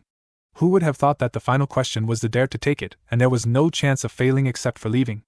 Everyone was still a little pissed that they were lied and cheated out and made like fools, but right now, they were not in a classroom at all.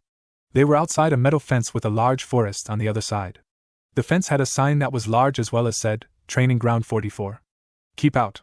Danger. Welcome to the Forest of Death, where you will be until the second exam ends. The proctor for the second exam is something else that no one was counting on. They only knew her as crazy, shameless and rude, in reverse order. First she drops in when Ibiki was still in charge by arriving early, and she displayed fishnet as the only thing under her coat that showed her figure. And then she had to casually talk about death and in front of children who haven't been brooded yet compared to some. So now you will enter the woods and make your way to the center where a tower is made. There will be where the third part of the exam will be taking place. Enko then took out a map and showed everyone a picture of a circle that was in a clearing surrounded by trees. And your time limit will be 5 days, and meanwhile, you will need to acquire 2 scrolls. A Chunin assistant came up to reveal a pair of scrolls that had the kanji written on for earth and heaven respectively. If you arrive without a complete set, then you can't pass the second exam, so no heading there when the whistle blows, okay? Everyone nodded, and Enko then said that since fatality is much more common during the second exam than the first for any Chunin exams, there are slips to be filled out, so there will be no charges if a genin contestant died in the forest. And some genin will die, that fact is unavoidable. Of course, things were just fine. teammate had received a copy of their scroll, and after signing their slips, they spent a good amount of hours in the forest until they managed to scavenge a copy of the Heaven Scroll from the dead bodies of an unfortunate genin team that had all their flesh removed and their headband and clothes ruined. And some genin will die, that fact is unavoidable. Of course, things were just fine.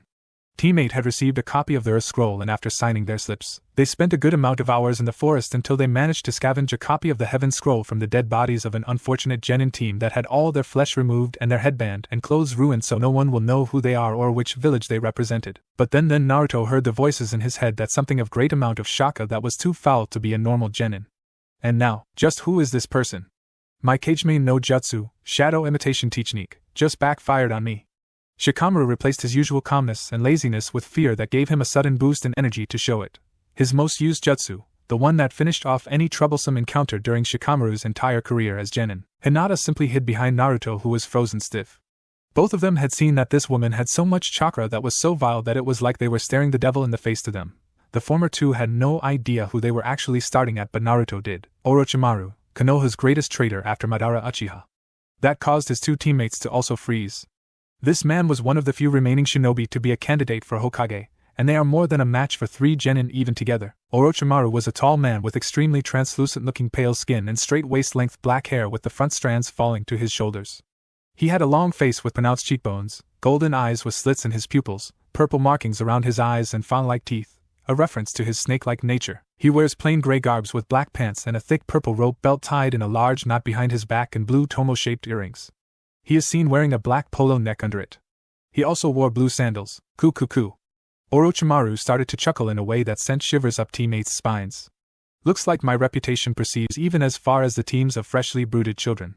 And you all look so tasty, Orochimaru said with his tongue out like a snake usually does to smell the air, which only made him even more terrifying. But why are you here? We are just fresh meat for all the animals here. You won't waste your time and risk your presence for such a stupid reason? Naruto asked while Shikamaru shifted towards the blonde, who seemed to be the strongest and bravest of the entire teammate. You are cleverer than my resources informed me of, Orochimaru responded. But you are right, of course. I am after someone else entirely, but it seemed that I ran into you 3 first. I can't help if the team is slow and that you don't know what the definition of a shinobi is, Orochimaru. Now let us through, Naruto said, as bold as ever, but Orochimaru laughed instead. You are really amusing, and not everyone amuses me, Naruto-kun. But you will just sell me out, and I don't let anyone live to do that. You will do the same, will you? Orochimaru said with his ki up again, but Naruto was not to back down so easily. I will do it better than you are doing now, Orochi team. With your ki, you will just alert your former teacher and the ANBU that you are here if you delay longer. So spare us and save yourself like the coward you are, or you can preserve your pride by killing us all while we run. Naruto dared Orochimaru, probably the most foolhardy thing anyone could possibly do in their finest, or in a better word, last hour.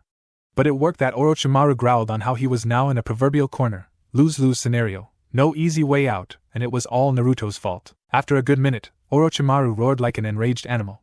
Fine. You have now amused me and annoyed me, but if you try to do this again, then I promise that you will die, either by me or by my many spies.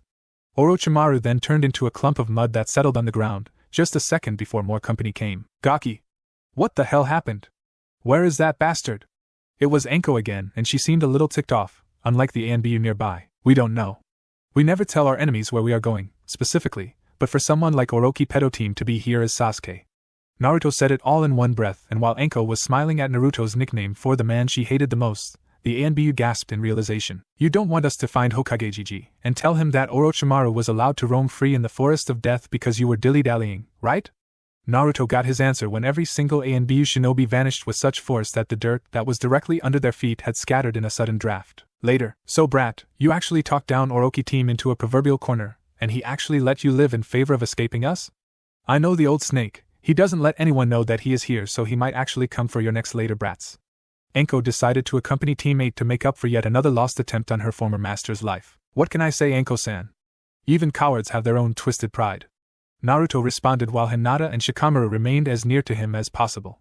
They were still afraid of Anko for the sadist and creepy display from when she introduced the entire forest to the remaining batch on contenders. You have guts. I may hate my former teacher, but even I know that kids like you are pretty much dead if you face a shinobi like him.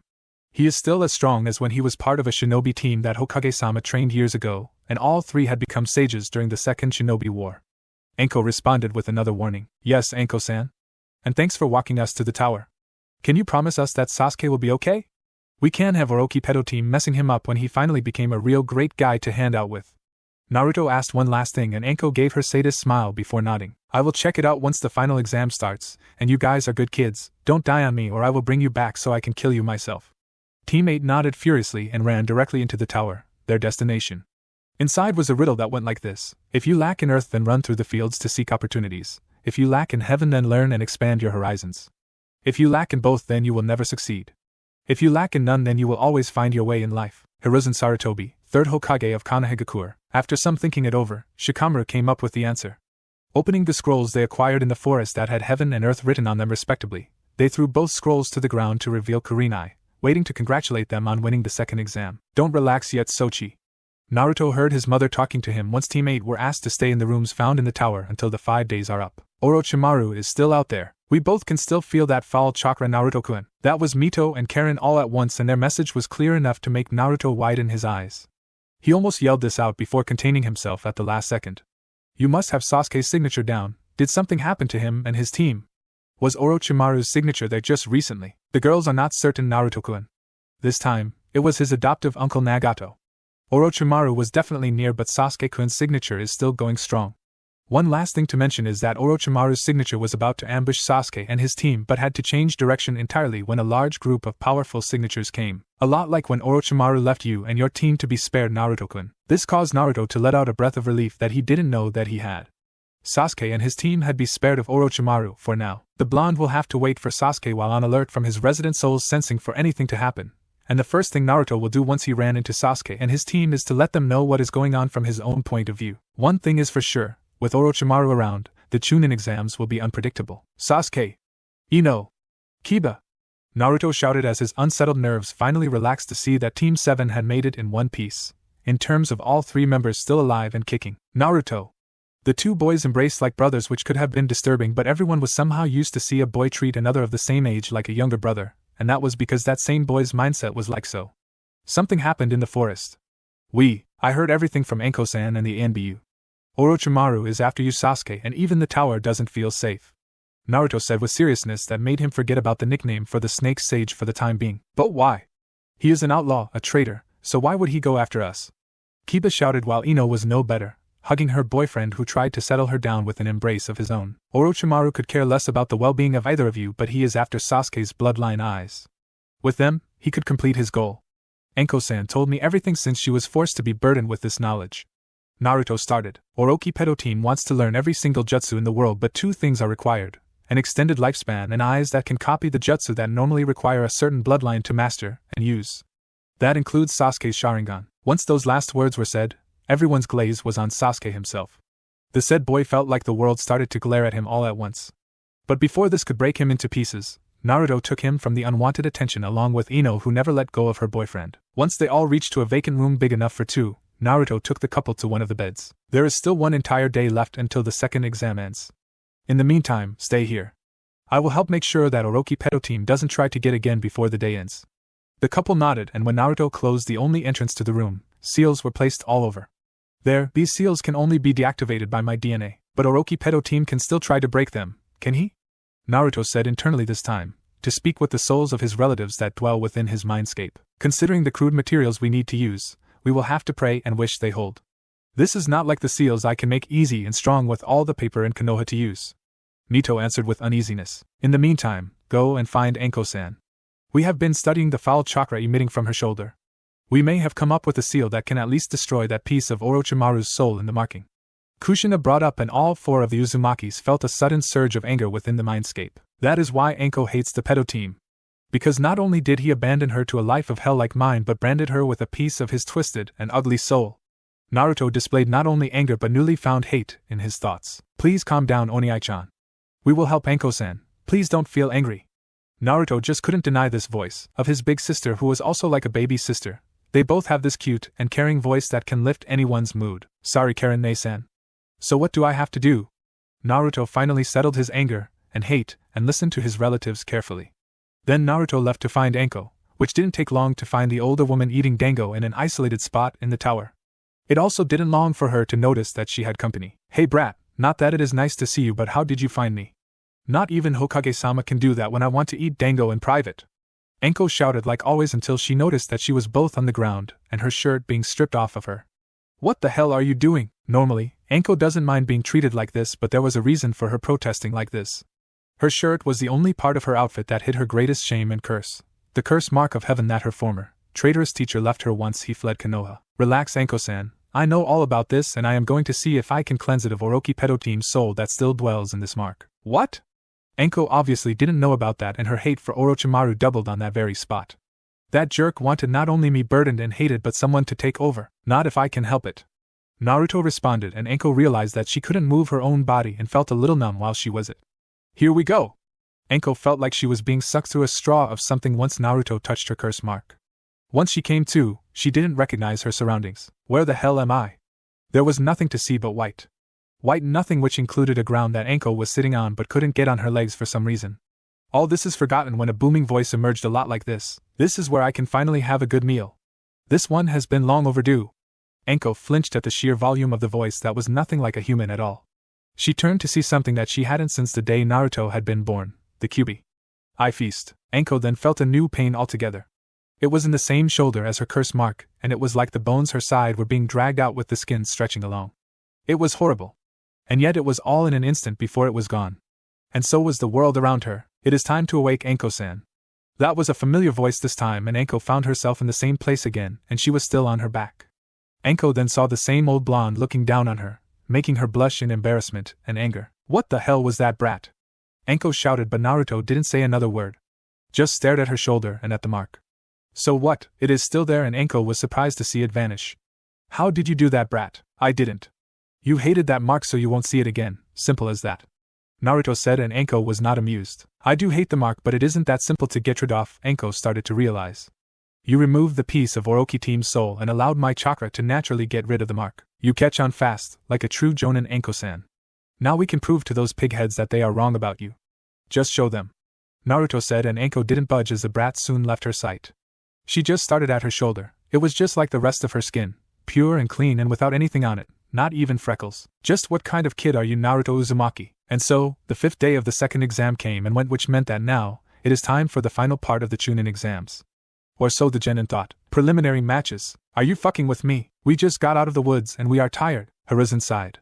He just explained that even though some teams got either kicked out or killed off in the first and second exams respectively, there was still too many genin to have the finals on that day. It will take hours in the hot sun that will not be present to any visiting clan, family or noble that comes to see the ending of the Chunin exams. So they had no choice but to cut the amount of shinobi in half so that the number of genin will be more approvable and doable. And that meant preliminary matches. If you don't like it, then too bad. You were given 5 days, not a moment longer. You should have organized more of your time if you wanted a few minutes of rest. Hiruzen said sternly and soundly, to get his point across. Anyways, we are going to do this whatever you like or not, and we begin by. Excuse me, Hokage-sama? A voice of a sickly old man interrupted Hiruzen.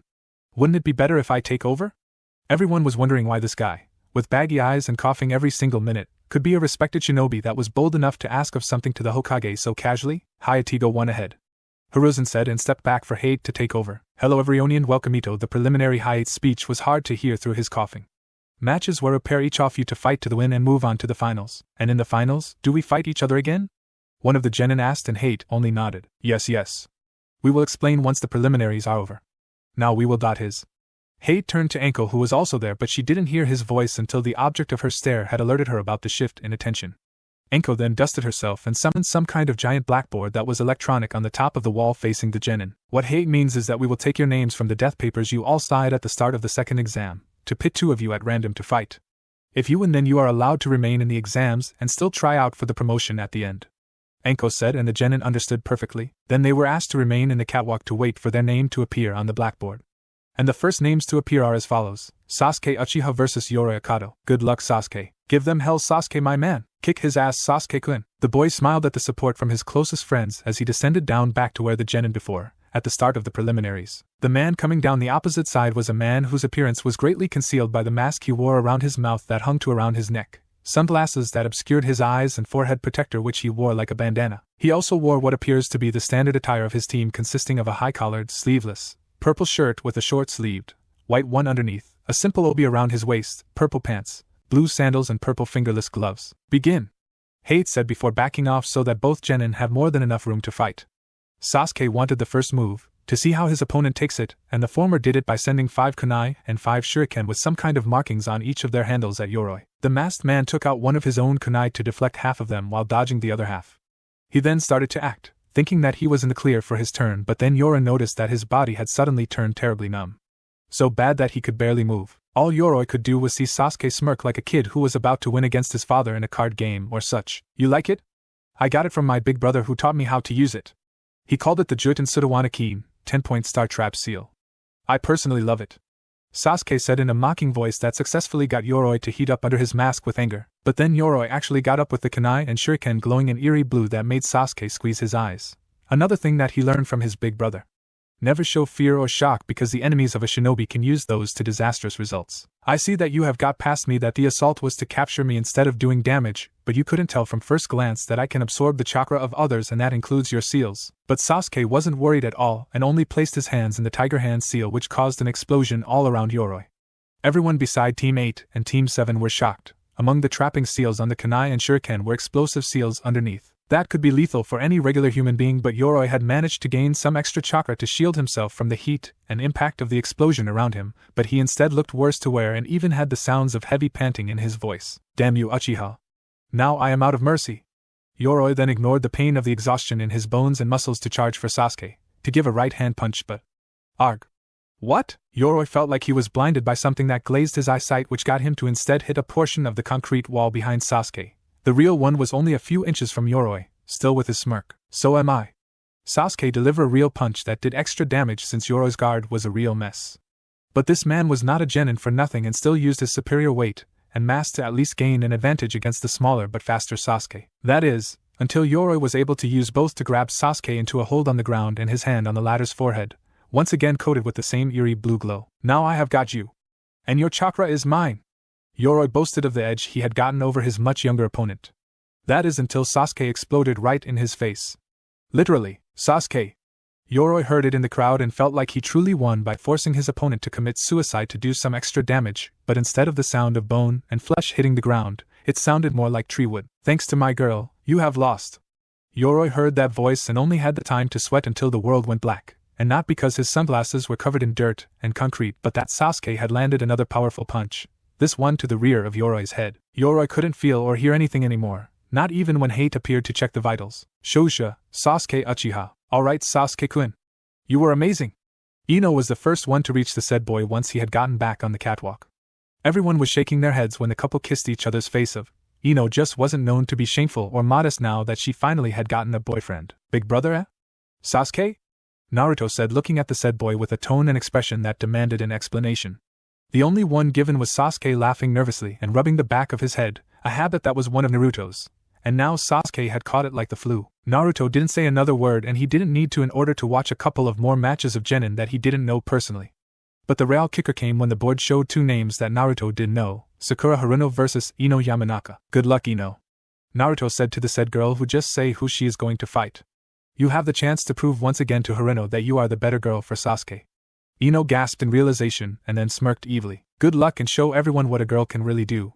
Sasuke said with a calm and yet excited tone that got him awarded with a kiss on the lips and the promise of another if Sasuke keeps cheering, regardless of who wins. Sasuke then promised to give Ino a kiss if she did win. That raised the stakes for sure and somehow, Sakura had heard every single word of it. I will still beat you and when I do, Sasuke will kiss me. What a foolish girl she is. Now everyone saw her as a desperate fangirl instead of a human girl. Not even a Sumasarutobi, son of the Hokage and Sakura's sensei, can look at her in the same light again with hope that he could change Sakura for the better. He had failed. Begin!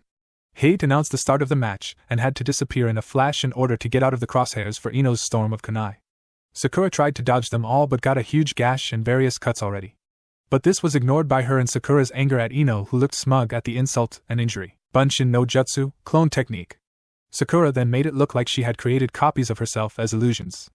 But Ino wasn't finding this even funny and managed to hit the solid Sakura. How? Illusions don't leave footprints since they are not solid Sakura. I thought you will know that as well as I did under my training. Ino said with distaste to Sakura's ignorance to the obviously weakness with her jutsu. Now. Ino took her long hair and cut it with a spare kunai, and then threw it at Sakura. As the girl screamed and braced for something of an attack that she thought Ino was doing, Naruto was asking Sasuke if he didn't mind Ino cutting her hair like that. She wanted to grow out her hair for occasions like this, and it will grow back. I like her blonde hair if long or short. Naruto took it with a smile and turned to watch the rest of the match. Just in to hear Ino shout, Shintenshin no Jutsu, mind-body switch technique. Her body had suddenly went limp and Sakura shook, like she suddenly got a cold, and picked up one of the hair strands. While in the palm of her hand, the hair strand suddenly went for Sakura's neck in an attempt to disable her, but something went wrong. Sakura suddenly dodged and Ino's body had regained life again. The latter then smirked at the former. You still surprise me, Sakura. That you have this better inside your head, just wanting to get out and rape my boyfriend, huh? How dare you! Sakura charged, thinking that Ino's exhaustion from using so much chakra all at once will give her an edge. She was wrong. Ino was able to match every attempt to get a hit with movements to cancel out the power in the attacks, if you can count them as such. I do dare because I can and I can also do this. Ino delivered a mean left hook and a kick to the stomach that stunned Sakura a little while. I can do this too. Sakura then charged once again, but more like a wild and angry bull that got Ino in the stomach too. But Sakura couldn't get anywhere when Ino used friction to stop both of them. Okay, that hurt a little, but this will hurt a lot. Ino shouted, and Sakura realized too late that her attempt to get some damage and had only got Sakura herself open for Ino to pound on her head with both of her hands locked by fingers. Sakura was out like a light in no time without any problem at all. Shuusha, Ino Yamanaka. After that match, to give a better image to the term cat fight, it was another match of lesser-known genin until the next set came like this. Hinata Hyuga vs Tenten. It is your time to show them all what you really are. Naruto turned to his own girlfriend and gave her a kiss on the cheek that could have caused her to faint, but she was a lot more confident and giggled instead. One of her dreams left, other than marrying Naruto, was to prove to her family members that they were both wrong about her, and the idea of keeping the family into two. One is the master while the other was the slave with the ultimate slave mark. Begin! Hate shouted as soon as both kunoichi were on the ground floor and on the arena. Tenten then took the first move by unsealing some kunai and rained them on Hinata, something that was now somewhat of a bore to everyone. It is scary on what you can get used to after all, but this time, everyone was surprised to see the last thing they expected. Hinata had not even tried to dodge or deflect the kunai but managed to catch every single one with her bare hands. Tenten was in shock. This one is so new that it stunned her. That was her undoing when Hinata sent them flying back. It took amount of half of them cutting at her skin to get Tenten to dodge the rest. But when he reached for more, she felt something wrong. Tenten looked down and saw that her clothes were shredded and were hanging loose on her body. My clothes! Turning around, Tenten saw that her own kunai had not only attacked her but had disarmed herself completely. My weapons! Tenten couldn't even more to retrieve them without risking tripping over her loose clothing and expose more of her private parts. Perhaps you should have been more diverse when it came to a profession, Tenten. Otherwise I couldn't have done all this. Hinata said in a way that Tenten shivered at. All before she got angry enough to actually strike Hinata when she was directly in front of her. Shut up! You stole me weapons and humiliated me, but I don't care anymore. Tenten actually ran, and ignoring that her pants were now revealing her plain white panties for all to see, all to get her weapon scrolls back. Now take this. Sasharyu, twin rising dragons. This was unique to Tenten since she was a genius when it came to weapons, even more than most shinobi in the land. First, she places two small scrolls in an upright position on the floor. When activated, the two scrolls release smoke while also flying and spinning into the air in the shape of two dragons made of smoke. Tenten then jumps between the two scrolls and starts to rapidly summon and throw all sorts of weaponry as a powerful projectile barrage. And yet, with all the flair, Tenten let her guard down when she thought that she had finally got Hinata. Only to see that her work had only proved herself a complete failure at wood carvings. Not with a badly damaged log with all its pieces around the main body with a large carving. Then Tenten felt like someone had hit a certain spot on the back of her head before the world turned dark, silent, and numb. I wish you will realize that we were taught the basics for a reason and I learned my own way with the help of Y-Team and my love Tenten. And to think I was going to let you marry Oni-san when I become the next head of the clan. Hinata said without any stuttering or low self-confidence at all. In fact, Hinata was always scary without both. Regardless, everyone cheered for this great match even if it was one-sided. It was like how a senior does a freshman when it came to genin. But then came something that set everyone's expression down to tension. The board showed another set of names, but it was the combo that made everyone tense, and the source of it that passed to the civilians was the genin who did to a couple of the jonin as well. Naruto Uzumaki vs Niji Hyuga. That was to be a match never to forget for anyone who loves a good shinobi duel. But just how will both Hinata and the Hyuga clan take the aftermath? No one was to be certain or sure, but only time will tell. Silence. That was to be the noise, or better yet, lack of that, which everyone heard when the board showed those two names. So you are going against Hinata's cousin, huh? Naruto then heard the voice of his uncle speak to him. Yeah, I wonder what she will think of me whatever I win by beating on Niji or lose to him. Naruto responded, even with Niji treating her like his lifelong enemy, she still loves her. What do you think, Ka-san, Karen-chan and Mitobu-chan? Naruto then asked for his female occupants for some advice. I will say that if you try to forfeit, then you will hurt your girl twofold, Naruto-kun. That was Kushina's voice, and it was true. Forfeiting wasn't really the way out of a possible lose-lose situation, but the coward's way out of a tough decision. And being like that is the last thing Hinata needs in her boyfriend. How about you do it anyways, Naruto-ne-san? If you win, then you can make up to Hinata-chan by helping her with her cousin. Naruto then heard Karen taking her own turn. I believe that to be the case, Naruto-kun. You can at least talk Niji down until he is exhausted, then the boy should be willing to listen to just about anyone, even your girl. Naruto nodded when his great-aunt Mito spoke as the last of the bunch to speak to her great-nephew. Okay, I will try. I will not let anyone down, and not Hinata-chan especially. Naruto spoke to them all and got ready to walk down to the fighting area. Are the two combatants ready? Hate asked, and both Naruto Uzumaki and Niji Hyuga nodded. Then begin. The proctor announced and threw his hand downward to signal the beginning of the latest match in the preliminaries. You might as well quit right now. You will spare yourself of humiliating not only yourself but Hinata-sama for choosing the wrong boy to be her man. Niji tried to taunt Naruto, something that the former thought he was a master of. Think about it, even if you win then Hinata-sama. Niji tried to go further but suddenly found himself feeling like he was suffocating. The air had gotten so heavy that his voice drowned in his attempt to regain steady breathing. I have thought about it, Niji. Naruto spoke, almost like he was possessed by a demon or the devil himself. I think that I am going to fight not for my promotion but because fate had gave me a chance to help your family. The Hyuga clan of Konohagakure. Something that you are hoping to break apart while you stand on the sidelines, laughing. Niji could only croak worse than a sick toad to all this.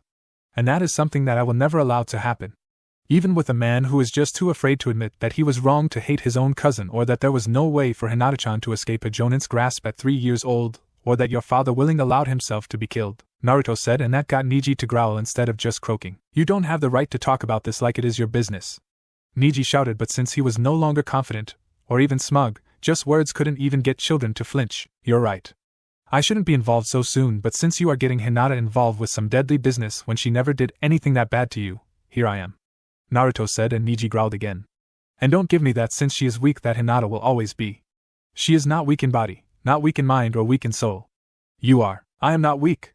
Niji finally got up, albeit with shaking legs. I was the rookie of the year in the academy. My team are miles ahead of you thanks to me. I am not taking about the academy or your team. Naruto barged in. And if you were weak in body then you should have been promoted much earlier than today, and without the need to take the exams. No, you kept yourself weak so you will still take the exams and take a twisted opportunity to try and kill Hinata-chan, only that you're matched with me instead. Naruto explained. All I see is a boy who is angry at the wrong people because he doesn't want to face the ones that really killed your father, the Reikage and Kumogakure. Shut up. If Hinata-sama. Niji shouted but only swallowed his words in boiling anger to see that Naruto only showed the emotion of annoyance, topped with the whatever gesture flap of his hand. We all know, and we are tired of the same old story. It is still as boring, stupid and unbelievable as ever. Naruto said with pure disrespect in his tone that only got Niji angrier, if that was possible. So, how can you still deny that you hated the wrong people for so long? Now that is stupid. I said shut up. Niji shouted, trying to go for the killing stroke this time. But Naruto just dodged every single one of those, taking his unspoken vow to heart. Hold still. Naruto just shook his head at Niji, like a disappointed teacher to an unimpressive student. If you are giving so much of your energy into such words, then you should really think that I will obey you. Why is that? You are a genin like me, and even someone like you can have the rights and authority of a chunin, Naruto said, but found himself needing to dodge quicker as Niji increased the barrage of strikes. Shut up. Shut up. Niji was not trying to even hear Naruto's words. But it was hard to block out the blonde's voice when both hands are grinding against the air to get a hit at Naruto. Then Niji tripped. He tripped, over his own feet. Niji, who was a prodigy in his clan techniques and had been a genin a year longer than Naruto or any other team, tripped over his own 2 feet. Looks like taking the evasion tactics was better than going all out on a target that you know you couldn't even hit. Naruto said, and it was true, the blonde didn't even have a bead of sweat in any section of his hide. Now then, you want me to hold still, so be it. Niji took the chance with the energy he got back to finally touch Naruto, but the blonde didn't budge. Ow. Niji tried not to say like a little kid who scraped his knee. But it felt like he was trying to bash into a steel statue. What? Niji said before he suddenly felt lightheaded, and then the rest of his body no longer felt sagging down due to his exhaustion. Instead, Niji felt like he was flying upward, non-stop to the clouds, and for some crooked way, he was. With you feeling like you can reach the clouds, you will instead be sent down to the earth hard. Naruto said, Futon, Unju Enro, wind release, journey to above the clouds. Naruto then made a downward motion with his arm. That caused Niji to fall hard indeed back on the area ground, causing some bruising and blood to spill out of the mouth. Niji tried to get up from this sudden joint of pain, but Hinata-sama will Niji tried to understand why Naruto is actually taking action and doing so physical damage after the impression and the vow Naruto made. Only for Naruto to appear in a blur and force Niji to face the stands, where Hinata was clear all this on. One of Shinobi's greatest weapons are still deception, Niji. Naruto said, and Niji couldn't believe that the latter had gotten himself fooled by the former. Let's see the rookie of the yesteryear fight still. And before Niji could do anything else, the uplifting feeling came again. Futon, Unju Enro, and like before, Niji felt a sudden joint throughout his body. Hakusho, 8 trigrams vacuum palm. Niji finally got his nerves together to launch a sudden displacement of pure air to hit Naruto. Too bad that it barely did anything to the blonde compared to Naruto's damage to Niji himself. Suetun, Mizurappa, water release, wild water wave. Naruto counteracted with a strong burst of fast-moving water at Niji. The Hyuga barely evaded it and got a cut on his right cheek when he underestimated the real range of the water wave. Suetun, Sueden no Jutsu, water release, water bullet technique. Next, Naruto sent a large bullet of water into Niji's direction. Hakusho! Thankfully for the Hyuga, he was able to counteract this time. Hakurokujian Sho, 8 trigrams 64 palms. Niji then moved in with his strength and speed finally returning. And yet when Niji tried to begin the technique, Suetun, Suijin Hiki, water release, water wall. Naruto halted Niji hard with a large wall, once again, of water. Now that was an inventive way to use a technique made for basic defensive tactics. You will have to try harder than that, Naruto said while Niji was trying to gather himself together when the wall of water also launched hard into one of the surrounding walls of the arena. Futon, Unju Enro. Naruto then sent Niji flying above and down below yet again. But this time, Hakusho! Niji distracted Naruto with yet another vacuum wave attack. But this time, Niji moved in and actually managed to hit Naruto. The distraction tactic worked rather well in Niji's favor after all. Hakurokujian Sho. Niji then gave Naruto no chance to counterattack this time. 2 strikes. 4 strikes. 8 strikes. 16 strikes. 32 strikes. 64 strikes. In quick sequence, almost like a machine gun, Niji shouted his attacks that doubled in damage for each strike. And Niji felt like he had this in the bag when Naruto burst into pure water, soaking the Hyuga once again to the bone. Mizu Bunshin, water clone? What the hell? Now what did one of my clones ever did to you? Niji growled to hear Naruto's voice, mocking him for all this. It took a good hour to pump the chakra into that Mizu Bunshin to fight someone even of your prowess. Damn it, you made your point. Niji shouted at the blonde who happened to be lazing around without a care in the world. So why should we delay our fight for something like that? Fight me seriously for once. Niji then saw that Naruto's smirk was still present. I haven't been fighting like that since the match started. Haven't you noticed already? Naruto said, and Niji gasped to see that the water from the Mizu Bunshin hadn't dripped off his body like water usually does. But before Niji could do anything else, the water on his body started to move irrationally. It was like it all grew and covered Niji in a water sphere. Suiro no Jutsu, water prison technique, is a very helpful jutsu if you are patient enough to try it out. Naruto said, and I did. That is how I learned to do this. Niji felt something that he never did in his life. The water that surrounded him had suddenly collapsed with force like a bomb exploded in the sphere along with him. The trauma was incredible and Niji could no longer gather any strength to get on his knees even. It was like Niji's body had doubled, no tripled in weight. Enough, Niji said through it all this is enough. I forfeit. Niji felt no regret tossing in the towel since it was clear that Naruto was a shinobi that deserves to be a chunin, not to remain a genin. And he felt relieved to see hate appear in the arena. Winner by forfeit is Naruto Uzumaki. That was so cool. Naruto sighed to hear Kiba act like the kind of kid that the blonde could have seen himself be the same if he hadn't met the souls of his relatives or Hinata-chan. They all have pounded some maturity and manners into Naruto's head, both literally and figuratively. Do you think I can do something like that to kick ass and take names? I think that you should save that attitude until you actually start learning how to control the elements. And I can't be completely sure that you can use the wind element like I can. Naruto said, a bit of a smartass. I guess that when your teacher is convinced enough, then you and your teammates will take that huge step. Really?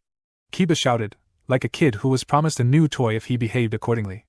A nod from Naruto was all Kiba needed to excite it all over again. But the preliminaries are still not over yet. After a short while, the board then showed 2 more names, Shikamaru Nara versus Kintsuchi, and when those two were pitted against each other, it was a very short match. One that Shikamaru had only won because he didn't want to face his mother if he lost. So when he finally showed motivation to fight, it was an easy match and even easier for Shikamaru to trap his opponent in his signature jutsu. And all Shikamaru had to do was force Kin to knock herself out conscious since he forgot that she was facing a wall while her opponent was in the wide open. Shouja, Shikamaru Nara, compared to Naruto's epic battle with Niji, this one was like a simple soap opera. Yet not even the housewives that loved the soap operas were excited in the aftermath of this battle. Everyone didn't even look at Shikamaru, who won his match easily. They just want to see the next pair of genin to fight each other. And then the board finally showed two more names, Kiba Inuzuka versus Kankuro. Alright. Kiba shouted and grabbed the little white puppy partner of his for his preliminary battle. We are going to win this for sure. Kiba showed enthusiasm for this battle, if only it was appreciated better. Because later, is that it? Kankuro said, with a puppet that once impersonated him by his side. I thought you clan heirs were more than all this bullshit. And right in front of Kankuro was a very badly beaten Kiba and Akamaru tied to the ground.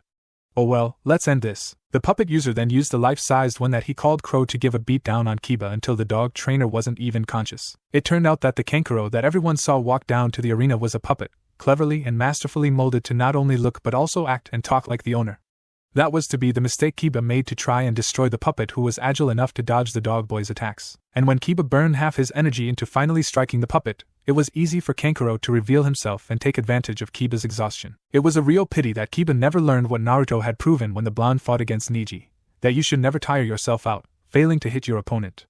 It was just giving them a golden opportunity for an easy win. The Inuzuka clan sure didn't look happy about how their heir had made such a stupid mistake of letting his huge ego get the best of him. Later, when the area was cleaned of the blood and the two fighters removed, the board showed another pair of names.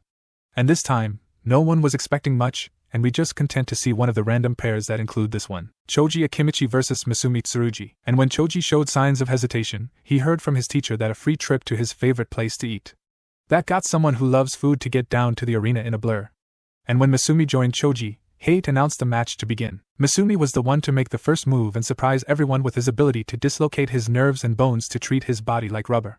This allowed Masumi to bond his victims until he crushed them.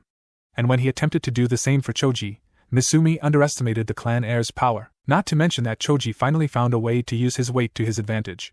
Which includes crushing Masumi into the ground and grinding the rubberly genin around when Choji used a technique he called the Nikuden Sasha, human bullet tank. And pretty soon, Masumi couldn't hold on to his target, while Choji won't let up, rolling like a boulder down a hill. And after that brutal showdown, everyone was just begging for more. And they got it when the board showed two of the few remaining names on the list. And this time, they can expect a fierce match with an expert in hand-to-hand combat going against a mistress of the wind. And the names are Temari vs. Rock Lee.